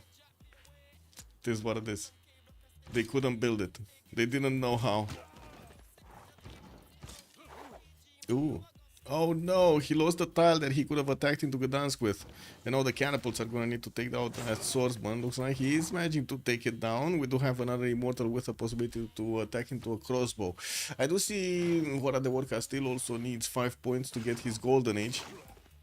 While we do have a soft style in a dark age right now, 50, or I should say in a dark age area, 53 out of 55. He just keeps on adding more military. Got Wroclaw away from his opponent, put his opponent here, Poland, down in the science, unfortunately only on 18 points. And I do see Rom is about to get his golden. He's 56 out of 57. Just needs one more point. He did also manage to push back those archers for Mapuche. And I do see he got the military engineer. He took it down. It's dead. Road pathways cannot be built anymore, and I'm actually curious if he's gonna start pillaging them, so he doesn't allow his opponent to get to work them, no, to move on them. LLMs can use calculated Python to do things that are hard for it naturally. Yes. So what do we have here to fight back or slowly go down for Persia? That's a good question. It kind of seems like Poland is using his crossbows, or that was his reaction here, to push back the immortals, which usually do quite well against the immortals, but I think many times would have been a bit better here. It's a problem with gold. They're just not making that much right now. I think they're just waiting for Hora the Warcast attack, which is gonna be coming soon. Mathematics next turn. He does have a few horses deployed in African map. Also did recruit his second general here. Intelligence coming out from Engulumapu in 3, and also Terracotta Army. So he's gonna have a level 2 spy over his opponent, and he's also gonna have Malon Raiders. I think he's finishing this a bit too fast though. Like, he needs to wait to get his intelligence. And I really hope Governor Victor actually has the promo for the how to say, for the promo, for the free promo, the promo for the promo. It doesn't look like Persia is gonna get stopped. I'm not gonna lie. It's actually doesn't look like Persia is gonna get stopped anytime soon. Softile just keeps on pushing, man. Just keeps on pushing and pushing and pushing and prodding. Poland even built Colosseum. Oh wait, Colosseum got built here? I thought it got built here, no? What the fuck? Like, Rom wasn't fighting. He should have gotten it. How was it built here? He chopped it out, man. He probably chopped it out. There's no more forest here anywhere in Legnica. I mean, at least he's getting some more amenities, no? A bit more production over here on 71. I guess, you know, it's something. But Softile is still 104. And we do have him, majority of the production is actually going into units here. It looks like he's gonna get more commercials to add the gold per turn. Rom really needs to fix his gold per turn. Like, he's getting the markets, getting a harbor. Okay. 2 turns for Graham Asset Chapel to come around, while he's gonna hard build a few knights, and also gonna get Oracle here in Chamdo. Did manage to secure his golden, and I do see Bari Chola also did manage to secure his golden age, but then Hora the Warka did not, did not actually have the opportunity to go for a Dark Age. Man, if only he would have gotten to castles, man. Oh, he did. He just needs to upgrade the mana. Never mind. Okay. So level 1 spy came out from Engulumapu. Terracotta Army is gonna finish. Okay, he's gonna get it. It's fine. He's getting his golden. So that leaves a Softile that's gonna be in a Dark Age, which, to be honest, it's actually the perfect age that he wants to be in, because he wants to kill Poland way before he can actually get to his wing hussars, and of course add more units to his military. So I would imagine having an extra +5 from the Dark Age is gonna be quite good.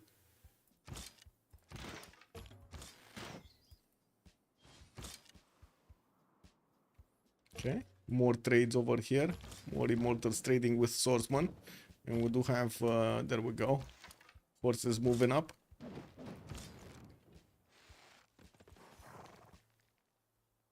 The units that were attacking to Wroclaw are also taking the northern side of Gdansk, with also the walls that are going to be taken down here.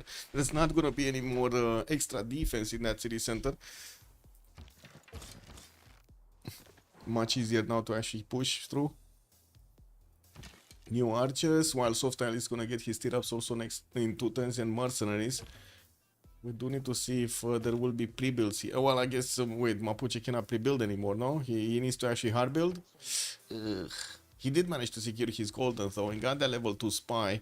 This might be enough damage against Tibet. Tibet that doesn't really have that much science to work, that much economy to work with anyway. Like, it might just be that if he builds 5 units, he's just running out of money. Zankian is available in the merchant screen. Mapuche looks like he's gonna have the opportunity to pick this one up in 2 turns. I didn't see Hypatia, and I still don't see Hypatia. Zangheng is the next scientist, and looks like Mapuche is gonna have a choice of picking it up. We do have Rom building the first knight, sending it northeast. He has his units next to Mapuche, but I wouldn't even say this knight is going to be successful to go here. He does need to get his astrology. He's getting his education in 2. Wait, astrology? No. Astronomy, not astrology. Astronomy, not astrology. Never mind. It is what it is. Different stuff. Different stuff.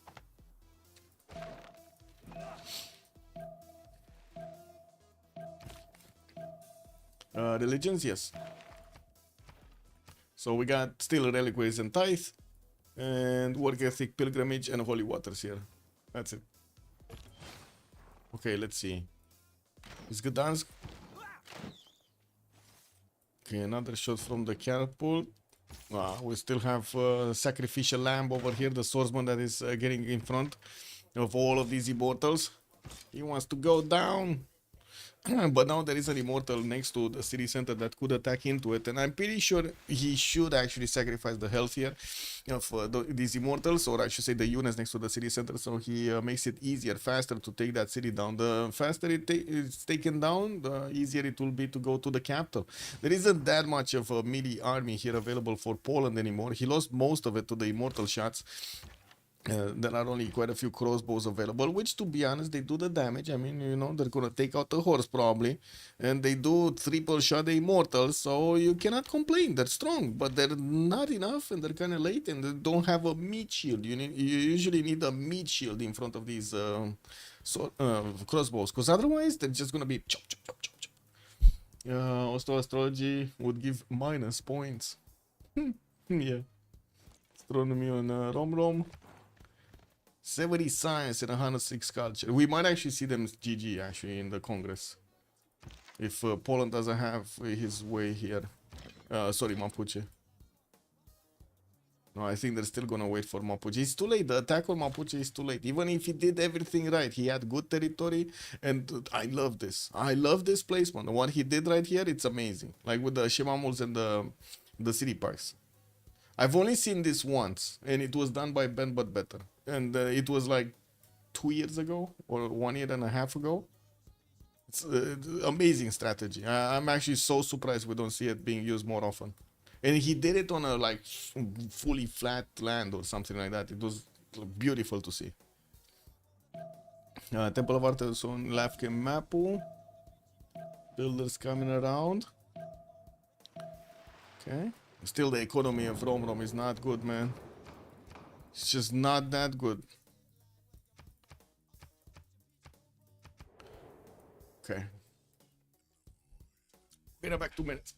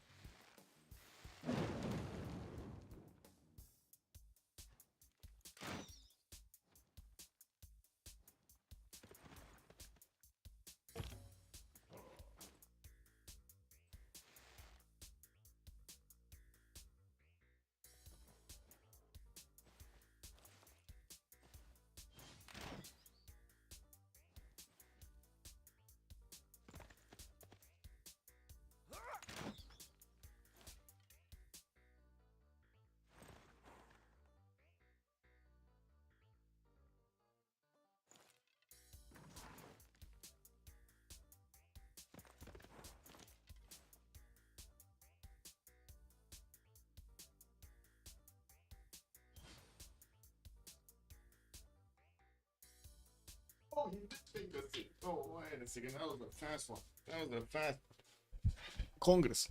Mi scusi. What is it? We got Reformed Church in 2 from Bariciola. Jarwiga is gonna get his wing hussars here, but I mean, he does need to hard build them. Yeah, well, he does have 2 heavy chariots. Gold. We do have Lotaro on 51 and Bari is 27. Maybe he does manage to actually get enough gold. He lost 2 cities though, and we're going to need to see if he's actually going to manage to come back.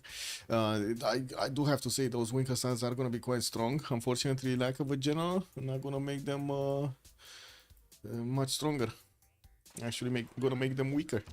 We got Tibet actually getting a few knights out. I'm surprised. Actually, I'm super surprised we do have him getting knights out instead of just waiting for his Artapaz. But I am thinking he's worried about Mapuche having too much here. So let's see. Lotaro not growing via culture. We do have Lotaro also 20% faster population growth and 2 diplo points for Romrom. Now we might see Romrom try to squeeze out a Mahabori temple somewhere. Maybe get the Statue of Liberty. He could get it in Nakchu. We got a few more Malon Raiders that can take on the horses of Tibet here. I do want to also see, did Persia went dark, no? He went Dark Age, yes. Does he have the Dark Age card? That's what I want to see. No, he's not using... Yes, he is. Yes, he is using the Dark Age card. Looks like he's gonna go through this quite quickly.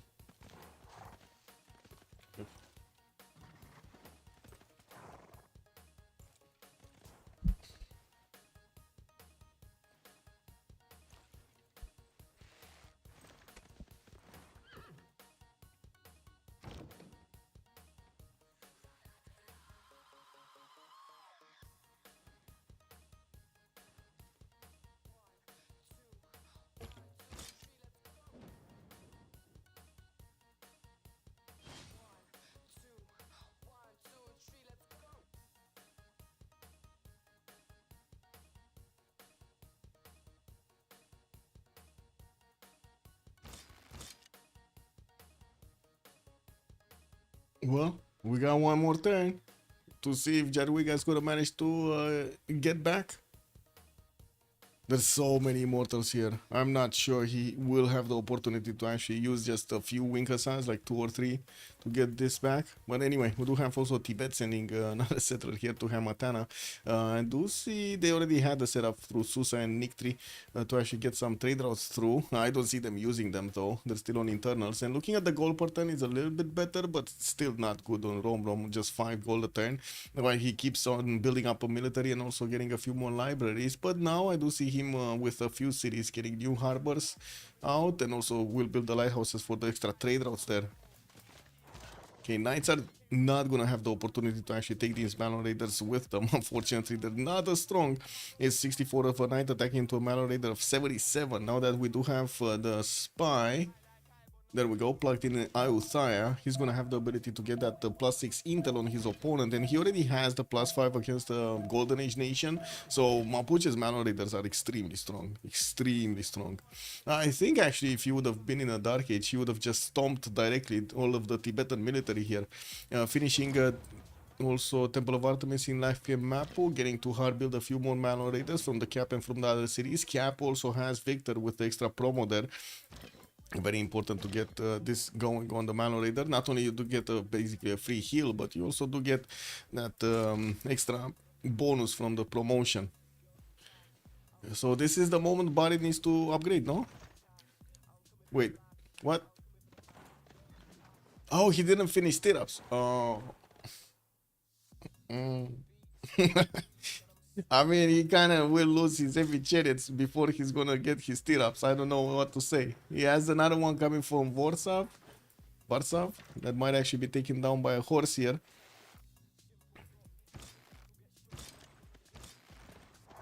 Yeah, he's getting them back in Krakow. Maybe he can actually keep them alive. Crossbows are also coming around from Persia, and I do see he's moving up his catapults towards the next city centers. I do see Legnica is trying to hard build the Wing Hussar in 5 turns. Okay, that's not... yeah, I guess we'll see.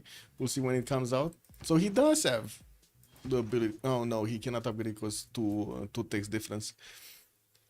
quite a few knights coming around from Persia now. He switched the technology for a stronger unit, and we're going to need to see if that stronger unit will actually be able to trade the punches with his opponent. He's also 5 turns away from printing, and I would imagine he did get his intelligence, you know? No, he didn't yet. So he doesn't have a spy on his opponent yet? No, there's no spy, but no spy also from Poland, so I guess it's fine right now. You will need to get one though. Definitely will need to get one. Okay, Rom. We'll need to keep these Mapuche Malorides for a little while longer.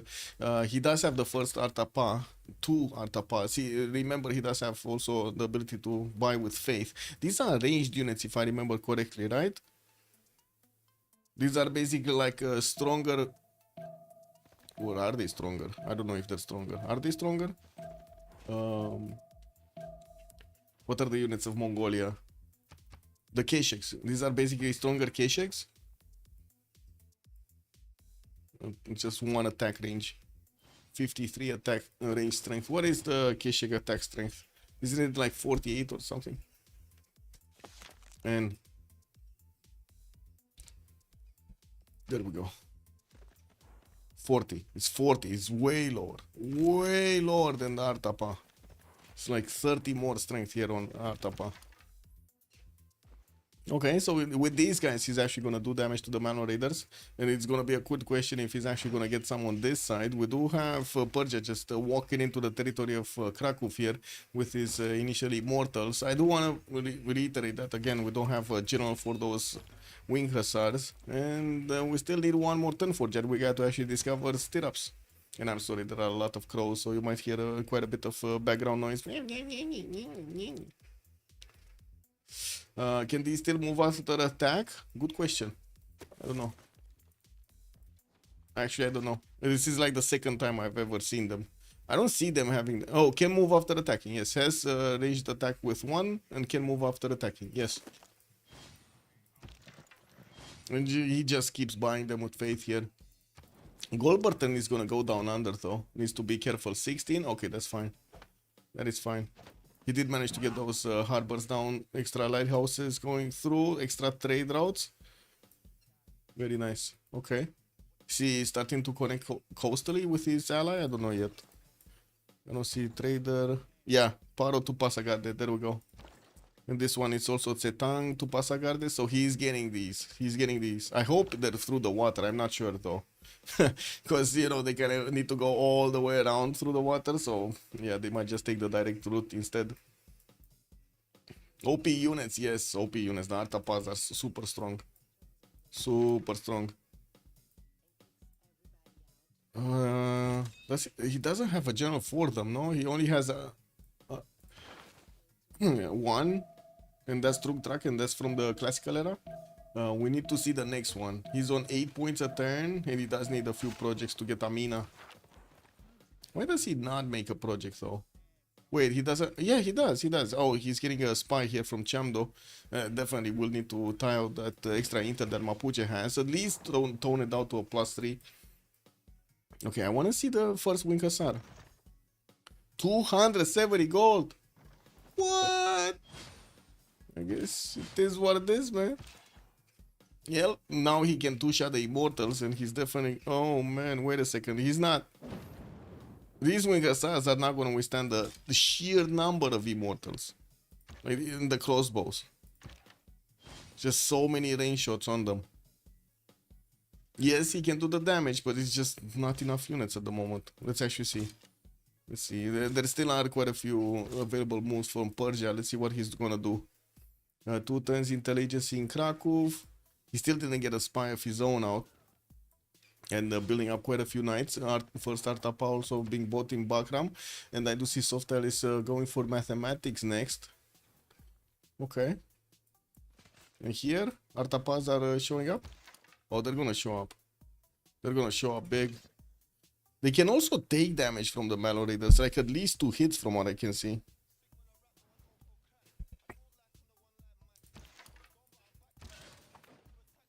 I mean, to be honest, Rom does seem he has a Mapuche problem.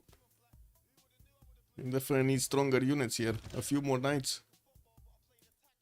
How much is faith is he making? 216 faith? Oh my god. Okay, 95 cents and 130 culture. It's only Lotaro that did manage to keep up with the stats here, and it does look like Sadis's, how to say, effort here to go against Poland is keeping him, is plateauing him from actually getting stronger. 48 science, 43 culture, Dark Age, you know, it is what it is. I do see Persia's catapults are starting to get closer to Krakow, but you do see they don't have the damage. They definitely need to be stronger units. As in, they need to be trebuchets or they need to be bombards to actually be effective against the now Wing Hussar strength city of Krakow. Okay, Artapas are moving or no? Romrom is careful to actually keep every one of his units alive. Or trying to.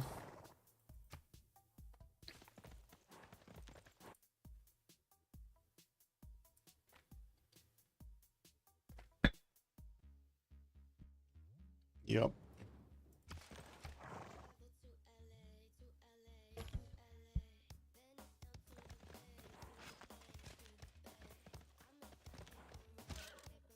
Ah, now they're in range. Okay, let's see. To be honest, I'm kind of annoyed that these Artapas do only have one single range, but it is what it is. +9 intel. Mapuche's Mallory does have +9 intel on Tibet. Ooh, and promotions. Ooh, that's kind of scary. Okay, Wing Hussar came out to battle here. Looks like it's not gonna get a promo before it's gonna be destroyed. It did want to take out one of the immortals, could not do it. There's another one coming out from the Lednica next turn, and he might actually save this one. And we do have him with the one coming out from Warsaw. Looks like also Persia is gonna get one of those horses in that city's border, so he can pillage the campus down, slow down Bari's ability to get more science. That would mean printing is gonna be harder to actually get. I did see also Yerevan has been taken down. Looks like Mapuche is going to take back the city from Romrom, which was getting quite a bit of faith return from it. New maladies coming through, and also new traders from Mapuche. So we can get the connections towards Polish cities on the coast. They are making 67 plus 22 gold a turn here. While I do see Romrom did manage to increase his gold per turn. He's now on 26 and has a decent, really strong army. It's just Mapuche with the +9 that's so annoying here. Spy next turn from Chamdo is still gonna take a few turns to actually deploy in Mapuche City and actually activate it so he can get his own intel. It's only gonna tone down a +3, but still that's better than nothing. And we do have also printing coming up next turn for Romrom. That's a good question. I guess Sora the Worker already got printing. That's how he's getting hit the +9. So these Mana Raiders next turn are gonna be +6. Still, it's +6. And there are quite a few Artapas, I gotta say. Are there more than Malo Raiders? We got 2, 4, 6, 7, 8 Malo Raiders. We got 1, 2, 3, 4, 5. 5 Artapas. Did not more. Yeah, there we go, +6. +6 intel.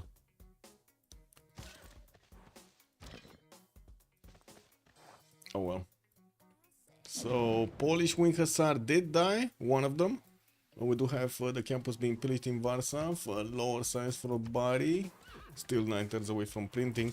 While we do have Persia getting, or trying to get a few of these spearmen out for potential pikemen. I do see he's 2 turns away from military science. And we do need to see if this is just gonna keep on happening here. Ooh. Ooh, that was a hard shot there from the Immortal. But that's another Wing Hussar down. And Softile is just like if you can trade a Wing Hussar for an Immortal, I don't think that's a problem, to be honest. Like, it's definitely worth, no? It's much harder to get the Wing Hussars back than it is to actually get an Immortal out. Quite a few knights coming through. Production capabilities are way different. We do have Softile here with more than double. He's on 136 points, while Yarwiga is only 62. He does have 44 faith a turn, but he's choosing to go for Intel Agency, not his Reformed Church, so he cannot actually use his faith per turn to buy out units. I'm a bit worried though. It doesn't seem like he's gonna do the damage against the cities, and I guess the knights are gonna come through. Yeah, the knights are gonna finish the job. They're just as strong as the wing hussars, so the knights are gonna finish the job, especially in this dark age. Okay, let's see. To have a bit of a repositioning, Rom is trying to figure out which unit to attack with the Artapaz. Get as many attacks as possible. It does need to have them like right next to the units. It's kind of annoying. Ooh, that knight. That knight is getting bullied. He needs to get out. It didn't even pop a heal. Oh, it did. It did. It got 10. Got 10 points because he's outside of the borders. It's basically half of what you'd get in the capital. Okay, horse being taken down. We do have a knight to take its place over there to plug the choke. And I would imagine we're gonna see soon that spy appearing in one of Mapuche cities, so we can see the intel being taken down. Walls up in Krakow next. We do have the spy also popping out from Krakow, while I'm pretty sure Persia will need to keep on taking down these wing hussars. There's a banged up one, a level 1, to the southwest of Krakow, just squeezing out more science from Warsaw. In the meantime, while the catapult did get close, I'm actually I mean, this catapult is barely dealing like what, 5% of damage or something against Krakow. Got some pikemen. Now these pikemen are gonna take on the wing hussars, no questions asked. They have way more strength than wing hussars. And I do see the extra intel is showing up right now on Persia over Poland. He did get printing. It's not a spy yet. Needs to get a spy. I don't see him. Oh, by the way, finally, he's getting a spy from Tarsus. There we go. Finally. This kind of feels like it's low pop, no? It's only 8 pop and has so much food. It kind of feels like it doesn't have the housing. He didn't get the aqueduct. Get the aqueduct, bro. Get the aqueduct, bro. Oh, man. He's not giving the water to his people over there. I'm not surprised that man. Also, see feature. Good morning, sir, and welcome, Rafifi. Bonjour, monsieur. Turn 63 for sure. You are late. Yes, we started very early. Time to run away. Yeah, Poland is needs to get out. It's only a 2v2. Where is he gonna get out? He doesn't have where.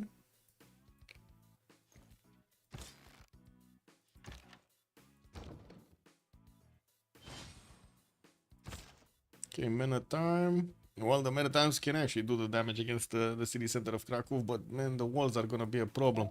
Arta Pass coming through, 2 of them from Bakram. These are also gonna help deal the damage against the wing hussars, but they're not as strong as you might think. Only 61 attack strength against wing hussar 70. He knows. Oh wait, does Mongolia know their units have rated attacks? Mongolia. This is Tibet. What? Oh, I guess it's same color as Mongolia. Kick. What do you have? What do you mean rated attacks?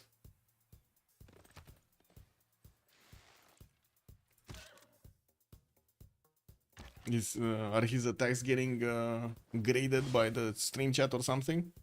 You guys have something behind over there with like notes and stuff? Woo! He got a 10-pointer. It's like in Carmageddon. 5 points.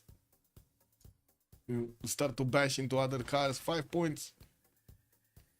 Oh man, that game, bro. That game, Carmageddon. Do you guys know that game? Do you remember that game, Carmageddon? Whew. What a game, man. What a game. I think that's how basically GTA came out, no?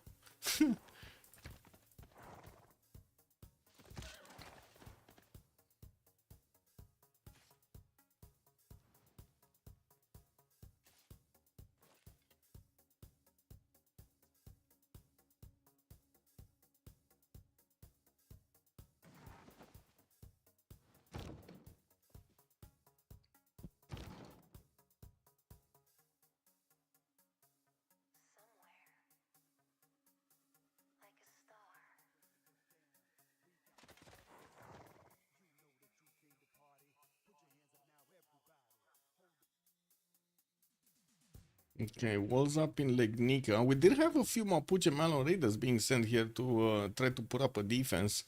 They're not strong as the Knights of Persia. He doesn't have the extra intel. He doesn't have a spy over Persia. But it does seem like he's going to keep tiles over here, and they're going to be strong enough to hold them for a few turns.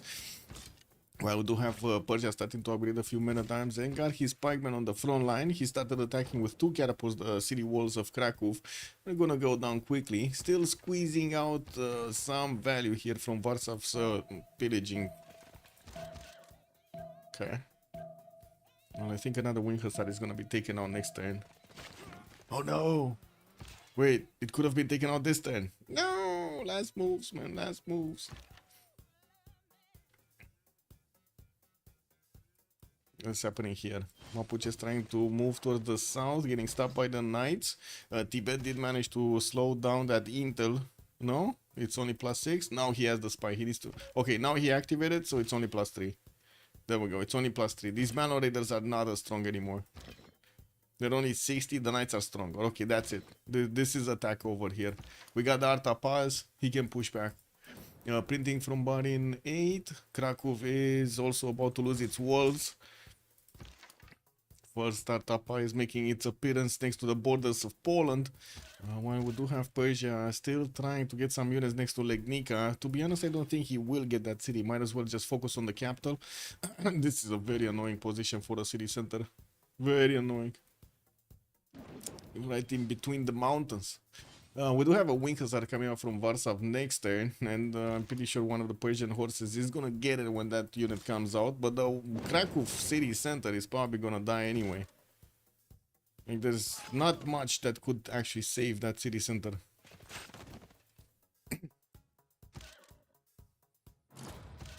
I mean, attack into the Malon Raider while it's weak. Get him now! Get him now!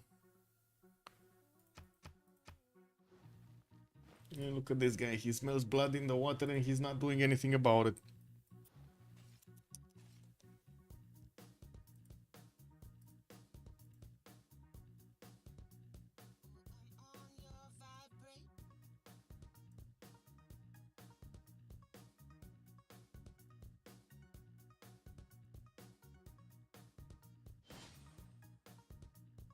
Oh. Poland got a safety settle. I didn't see this happening. He got a safety settle next to Mapuche. And Mapuche got Ethelfred to actually help out with the Malon Raiders. Might be too late though. I'm pretty sure Sofstyle is gonna start smashing into the capital of Krakow here soon. And we do have him just keeping on the... You see how much production he's putting into these knights?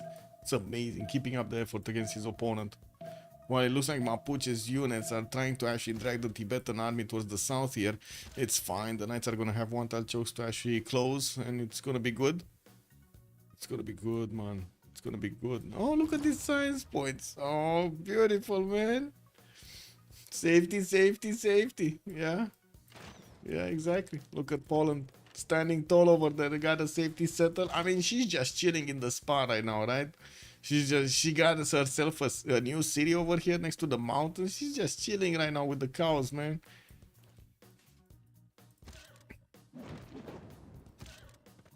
Okay, Persia did get the walls down in Krakow. There still is a banged up wing hussar in there, but unfortunately it's not actually giving any extra defense to the city of Krakow. Oh, one. Excuse me, it gives one extra defense. And I'm pretty sure the knights will get the opportunity to spend their health to attack into the city center without that much of an issue. We do also have enough strength for the knights to actually attack directly into the wing hussars and triple shot them actually. It's pretty cool, pretty cool. They also do so much damage to Mapuche's unit. 68 against the Malon Raider of 54. Oh, he doesn't have the Dark Age. Sorry, he doesn't have a Golden Age, that's why. Cyrus is in a Dark Age. So, yeah, my Malon Raider is just not strong. And it's 9 more turns until the Congress is gonna come alive. So we're gonna see probably Krakow being taken out. Warsaw, I don't know if it's actually gonna fall, but the capital city of Poland is definitely gonna fall. Takes military tactics. Sofstyle is gonna get castles. Okay. Okay. Chancellor is coming through. Art museums also for Tibet. Wants more culture. He's already 116 and 184. It does seem like he's gonna get ballistics quite quickly. Gunpowder just finished, or he's selecting it right now. It looks like it's 2 turns. I guess he just selected it. Now we do have also Great Library getting built in Lhasa in 3 turns. And that would put him on a race to actually get his golden age. He's 97 out of 104 points. He's definitely going to get his reformed coinage. Yeah, and I do see the Tibetan trade routes are not actually going through the water, which is kind of a... They tried, but they didn't manage to get them going. They did manage to get some gold per turn, 39 and 17. And it looks like now Persia does have the opportunity to take the city of Krakow directly next turn. There should be enough strength. Catapults, 2 shots. I mean, this one is kind of banged up. It's going to need to return. Let's see. Ooh, one of the knights just got wiped. Yeah, there is enough strength. Boom! City of Krakow. It's a Persian city right now. They have 1 capital. And I do see Poland is down to 3 cities, 2 of them being major ones. Okay. See, Softail moving up his crossbows. He needs to get that damage rolling, man. This one I'll choke to get to Lake Nika is very annoying, especially since he does have Victor in there with garrison promotion. A spy also from Poland did appear in Persia's territory, and we do not have yet a spy on Poland from Persia, which is kind of annoying. Lots here. What do we have? Looks like Tibet is now moving. He probably does want to wait. And it does seem like Mapuche is going to want to take a bit of a stab at Brussels. It does have walls and it's 46 defense strength, but it does have quite a few mines. We had to see at least 3 mines that could be easily pillaged, while he also has an industrial zone down. Okay, who got Hypatia? Did anybody get Hypatia? Nobody got Hypatia. They didn't get Hypatia. Hildegard of Binken got picked up by Tibet. Okay, so he's getting somewhere. Faith, holy site converting into science. Irene of Athens on Mapuche, and I do see Piero de Bardi on Persia. Second one on the merchant screen, Zankian did not get to appear here for that extra trade route capacity. Free Colosseum. Yeah. Yeah, that is true. Well, I don't know if it's that free, because to be honest, let's be honest about this. It took quite a bit of, I would say, quite a few units, I would say. No? It took a lot of units to die for this Colosseum. Noob also, good day, sir, and welcome. The Icelandic volcano is such a game breaker. Yeah, man, this was like the best second settle in the game. That was amazing to actually get this city down. And also he had this triple 3-2 banana city Bactri, which was amazing.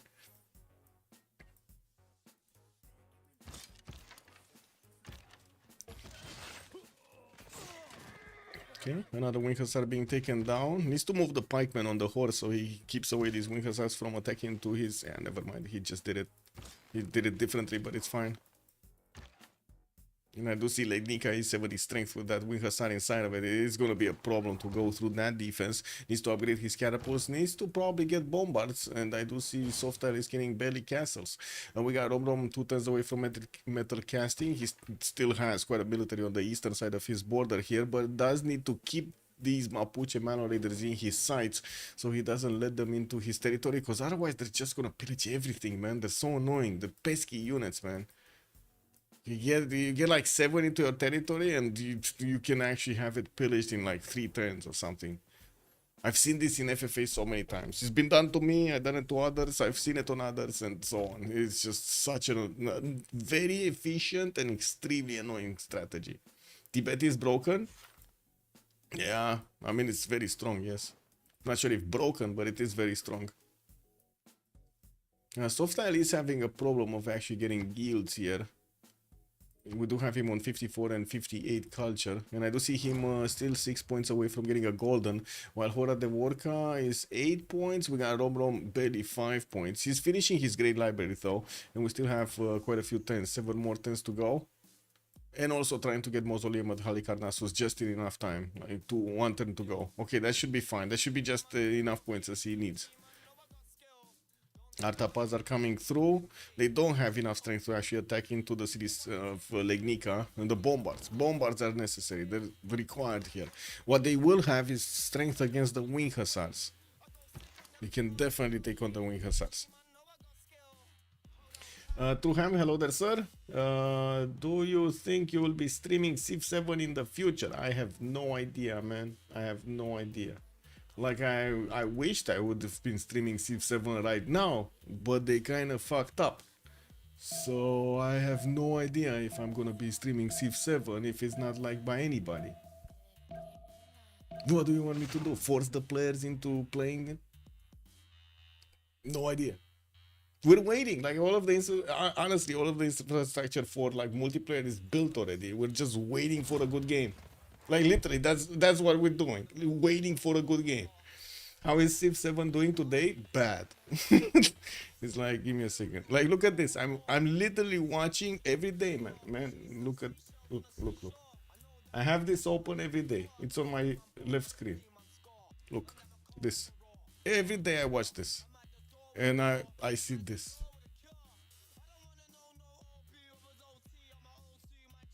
Okay, let's refresh. Maybe stuff happened in the meantime. 9,500 players, man. Oh my god. Wait, they just lost 2,000 players. Yeah, they kind of lost 2,000 players from last week to this week. I don't know, man. Like, honestly. It's like, for me, for example, watching a developer do this is like the worst fuck up of the century. I don't know, man. What's wrong with it? It's just they changed the official formula, like the original formula of Civilization, of how you progress through the timeline, and the players just don't like it. Like they want the classic mode back. They don't want the each transition shit that Ed was trying to put into our throats. You know, they want the normal stuff. A lot more. I would say. From what I did see, also they do want.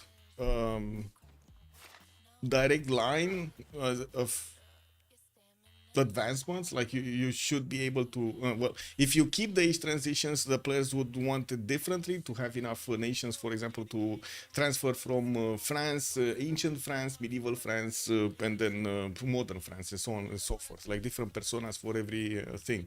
But I still don't think that's gonna work out, to be honest. It's just classic mode. But through Ham also, I do have to point out they literally banned me from their server because I tried to give them this feedback, and I tried to tell them, if you don't do this, you won't really have that many sales. And they're like, no, we don't care. We're not in the mood.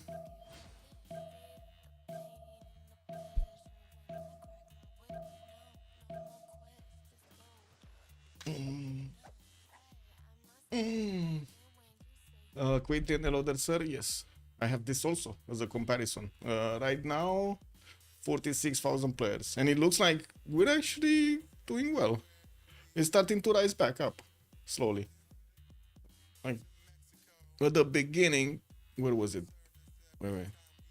Here, no? So February, when Civ7 came out, it went down a little bit, and now it's starting to go back up again. We do have quite a few competitions going around, and like the community is actually thriving. Like CPL is doing okay. It took a hit, yes, it tanked totally, but now it's starting to get back up. And I do have to say, Linda did carry this amazing and the CCC amazingly. Let me see. Well, yeah, more than 100 players right now. It's the CCC weekend, so you know it's kind of busy.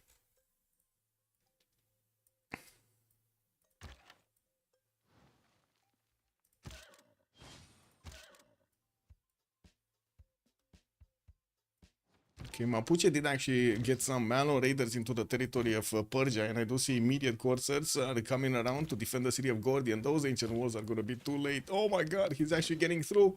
We do have also Ethelflaed jumping into the water, and it does seem like Persia will need to split up his army to actually take a hold of Warsaw and Legnica next.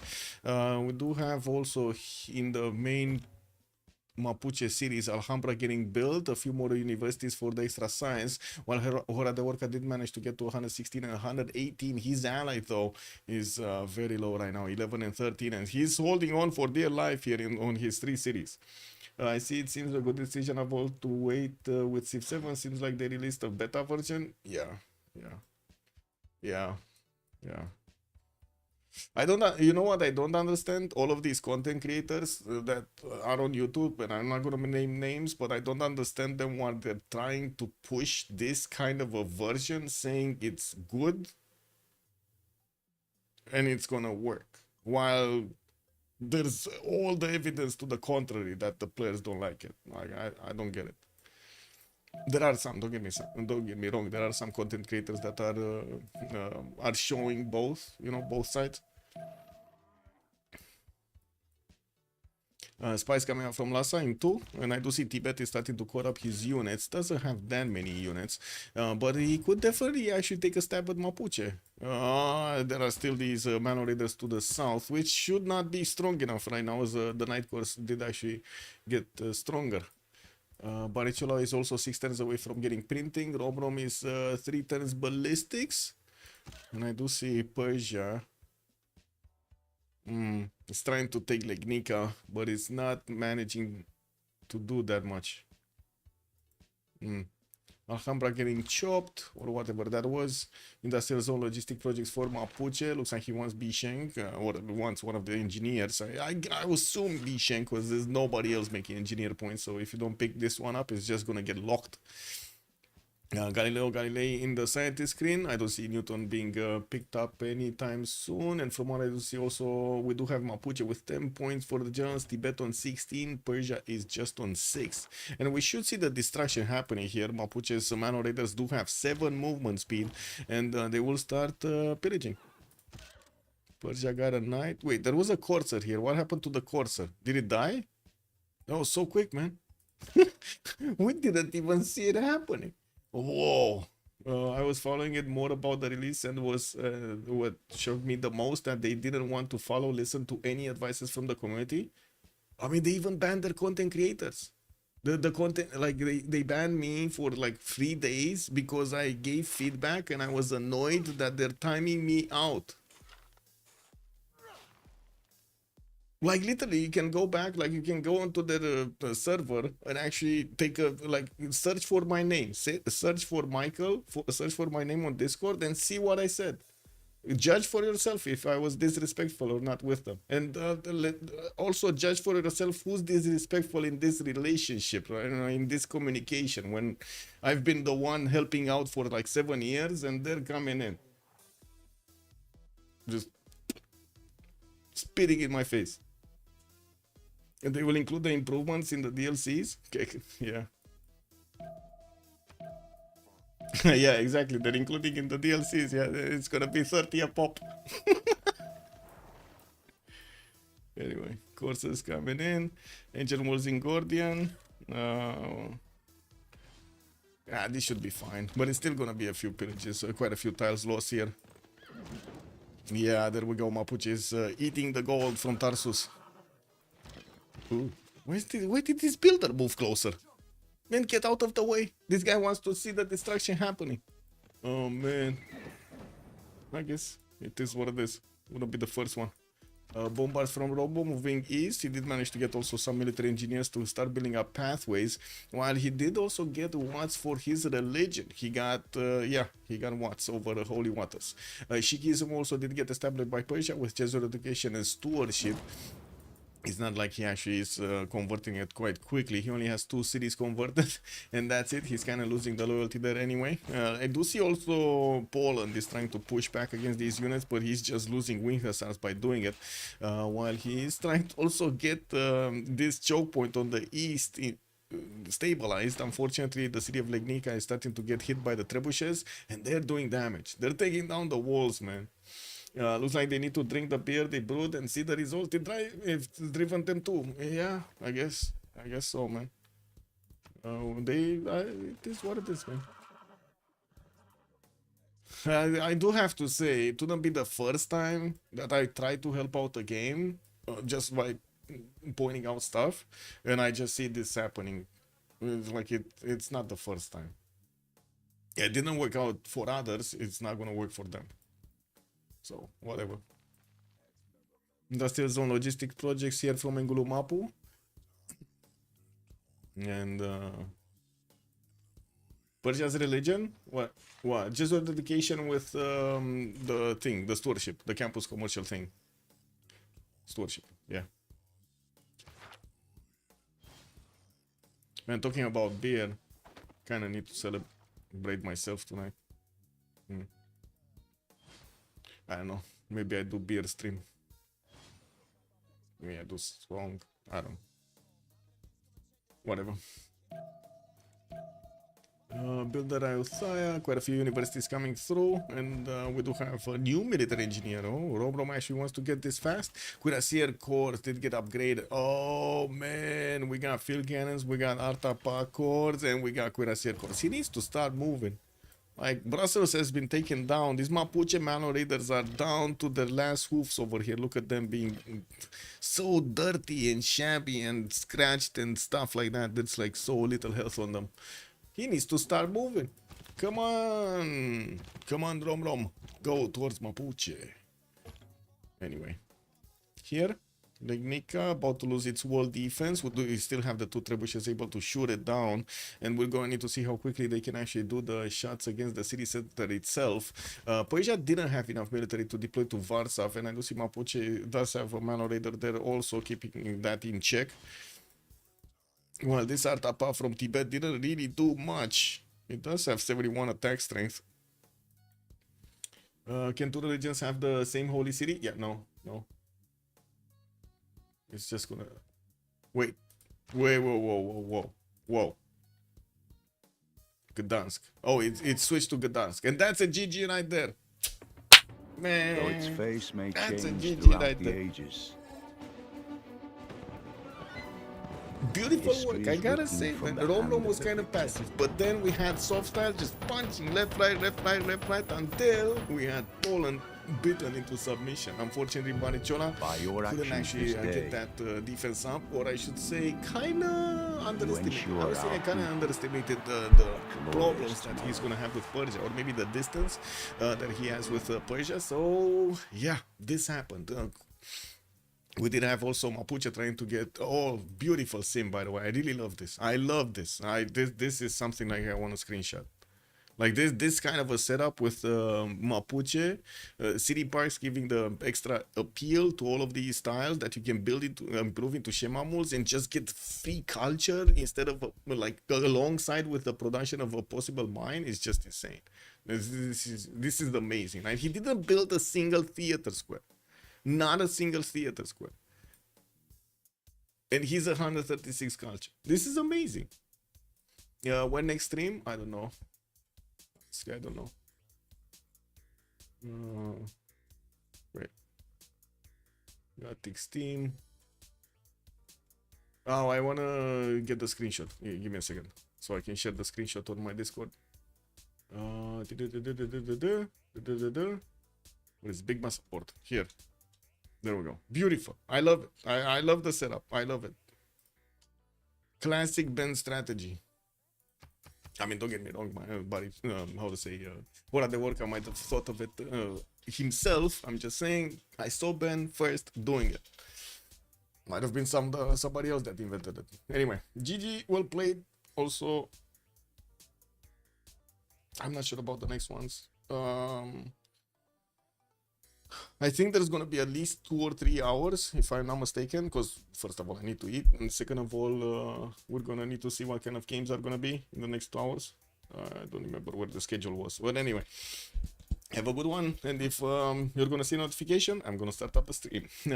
I do want to thank you for the subs, much appreciated also for the follows on the channel, and I do hope we're gonna see each other in the next one. Tomorrow we're gonna have, regardless of what happens later on in the next few hours, we're gonna have the finals for the 4v4, or I should say the final pointers for the 4v4 discipline here, and we're going to need to see if we're gonna get something in the day, maybe a 2v2. Like usually we go for the 2v2, also the gold matches or the finals over there. Which are during the day, but they're very quick. Like you've seen, the 2v2s are quite quick right now. It only took us like 2 hours and a half to finish the game. So have a good one, and thank you so much for everything. Much appreciated. Bye bye.